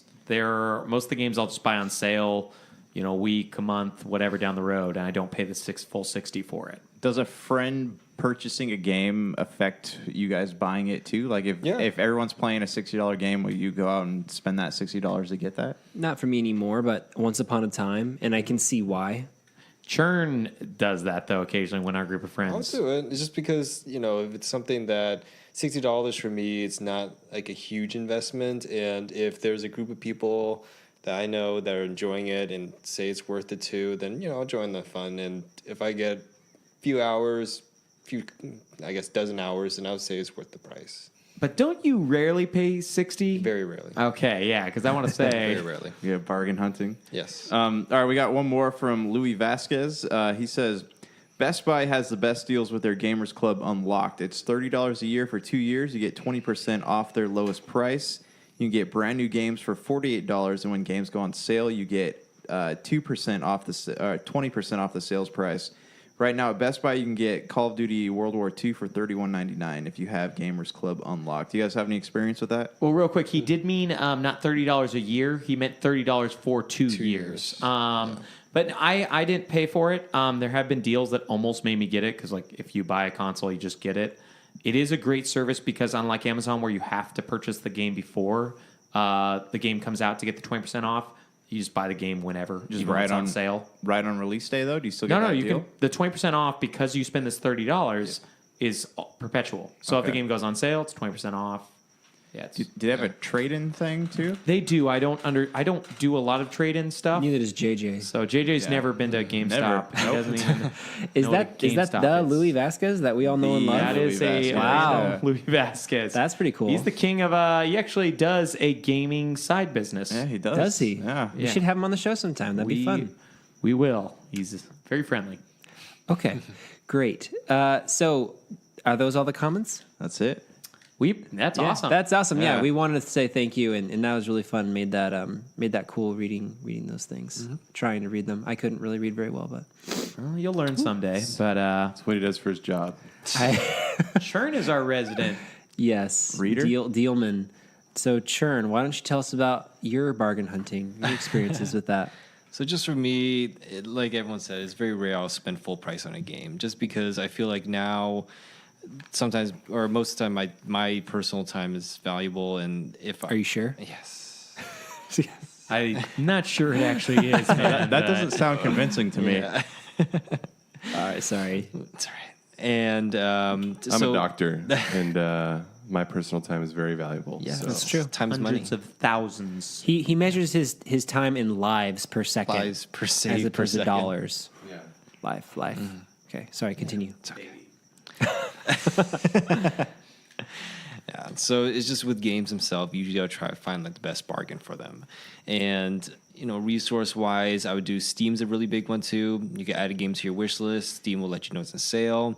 And oftentimes Steam gift cards go on sale too. So you can just add that to your wallet and basically you get a discount on the discount. And when they have their seasonal sales, like winter, summer sales, that's when you kind of get the best things to get. So I would say just sadly with PC gamers, they probably get the best deals on games, hands down. What sites do you go to though, just to find these? Like, where you're like your trusted, reliable source? Like, hey, you want this game, you want to find it. Where are you going? So probably my favorite website is slickdeals.net. And just with this website, not just for general deals, like let's say with household items or like electronics, with games, it's all the same thing too, because it's a crowd sourcing your job for you. Like other users out there, they're looking for the same thing, or they'll get communication that maybe you don't get about a game or group of games, or if there's a sale going on for a specific platform, and then deals get posted. You can set even alerts for specific keywords, which is what I do. And once a keyword pops up, you get an email or notification on your phone if you get that app, and then you could just jump on it. And if the price is something you're comfortable with. Do they have items in stock, or do they reroute you to other websites that usually have the items? We already had a stock corner. So. Yeah, it's basically a community website. So they would put links to, let's say, other retailers, like Best Buy is really common, especially right now, the Gamers Club Unlocked, which I've heard is a really good deal. And if you're definitely like a console gamer, that's basically the best thing. That's the best thing you could get, or I guess, product you can get to help you get better deals on console games. This is slickdeals.com. .net, yes. Or there's like cheap ass gamer too. It's kind of the same thing as a community based forum. They'll post deals oftentimes console and PC, or even subreddits too that are based off that. And I feel like now with PC gaming too, with just PCs in general, you can get a pretty good gaming computer for relatively cheap. And Like $1,500 to $10,000. like literally a fifth of that, or maybe not a fifth, a third of that. And it's just, you don't need like a top end graphics to play most games. Like most games coming out too, you could play on max settings and you could spend extra money to do so, but then you could play on medium settings and get by with budget stuff, pretty good price. And you can make usually a decent gaming computer, I would say, at least under $500-600 easily. I built a big gaming computer in 2007, and I still have it today. I've upgraded it a couple times, but it was really cool. It was really fun to do that, and it is fun. Oh, just got brighter in here. Yeah, it's the lie light. So, Donna, myself as a doctor, I count my time in lives. Right. But Dave as a lawyer counts his in lies. Lies, yeah. Father of lies. People call father me of lies, at work yeah. mostly. They don't call lawyers And at church. liars for nothing. He's every church has to have a father of lies present, and Yeah. Dave is that. It's like a deacon, only it's a little more distinguished. You got the good guy over here and Dave Father Kin, of if you will. Lies on the other side. I stand on my pastor's shoulder throughout the sermon and whisper things into his ear. He's pretty tall, so it works. Yeah. Anything else you want to churn up there? Sure. I just want to add on top of those, like I think it was Alexis who said it, On the shoulders of those. on if the you will. shoulders of them. I want to stand on other people's shoulders. Meta. The weekly sales for like every console has a weekly sales. Xbox has it on Tuesdays, PlayStation has it on Tuesday, and Switch is I want to say on Thursday or Friday. In the marketplace? Yeah, in the marketplace every single week. So if there is a game that you're interested in and you have a little bit of patience, you are going to find it on sale. Just, some games it's as early as 1 month after release, or I've seen a week, but that's not always the case. When is it worth it not to wait for a game to go on sale? I mean, like Ni no Kuni 2 or Far Cry that we all really enjoyed. But yeah, it really depends on Yeah, what that game's I- worth to you. Yeah, I wouldn't have wanted to wait to play Far Cry. But I should clarify that I wasn't saying that, because I shop sales all the time. Like I obviously, like anyone, I like to pay less money. It's more of the attitude of what makes a $60 game worth $60. I think is usually like faulty thinking in a lot of ways when you consider all the factors. But I'm kind of all for the shift in development away from AAA towards indie. So I don't really, I'm kind of like okay with that inevitability and the smaller rise. But that's also made room for games like Ni no Kuni, I think. I think that's what we talked about with the guy from Nier Automata, Yoko Taro, was talking about how Japanese games right now have a place in the market again because the disparity between indie and AAA has gotten so big. There's room for these kind of like middle tier games that are Sneak in there. Yeah. Was there, when we were in high school, I used to always buy games on release day. I can't remember. Was there a time when they were on sale like the first week they came out? All this stuff is new, like the Yeah. Prime deals, the Gamer Club Unlocked. Back then, you just pay the full $60, and games didn't drop as quick either. Okay. So you'd Yeah. have to wait a lot longer. I read something today too that the not stranglehold, but the presence of like physical brick and mortar retailers is actually what keeps the price of games high. Because if games were digital only, developers could see profits at much lower prices right out the gate. Yeah, that makes sense. But I know that if they, sold physical retail games for $60 and then you could just buy digital $40 right away, I guess retailers would probably freak out. Is that like just the manufacturing costs? No, it's probably Shipping and packaging shipping and- and also the store cut and all that kind of stuff. Yep.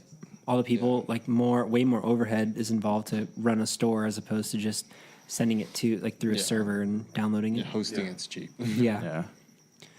Yeah. Cool. That was pretty awesome. Any more closing thoughts on deals?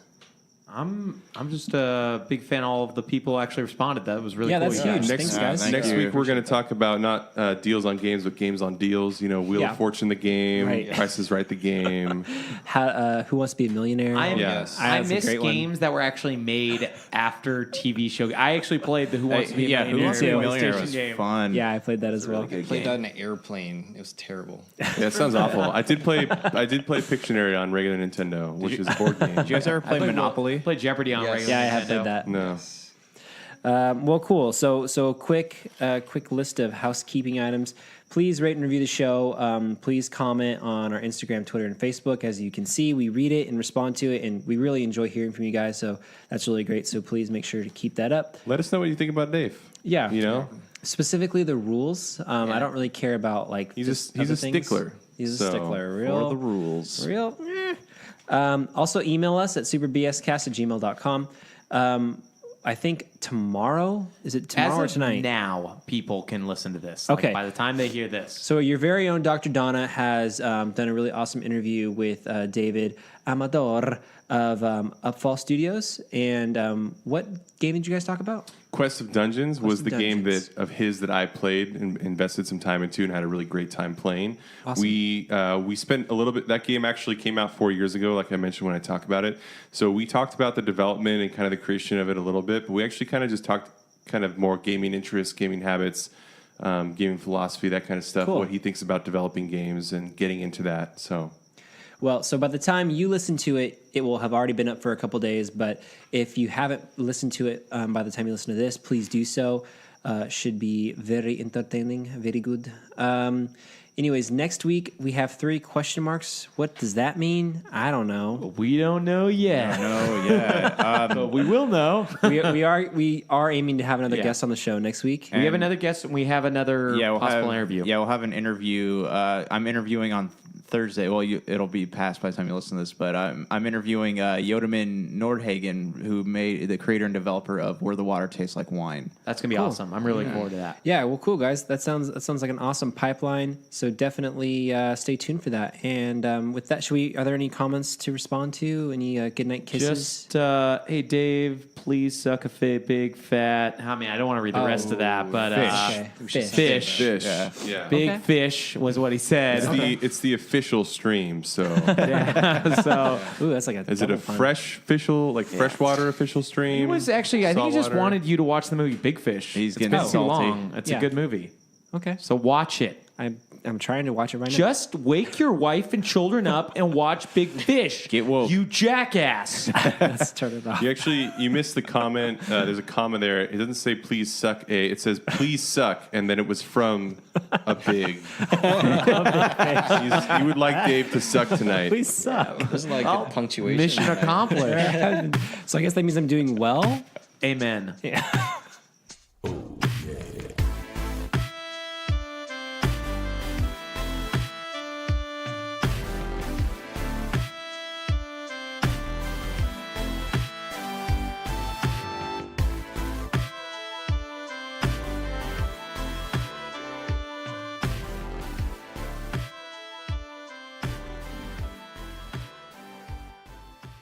That's to us people that can feel things. It hurts.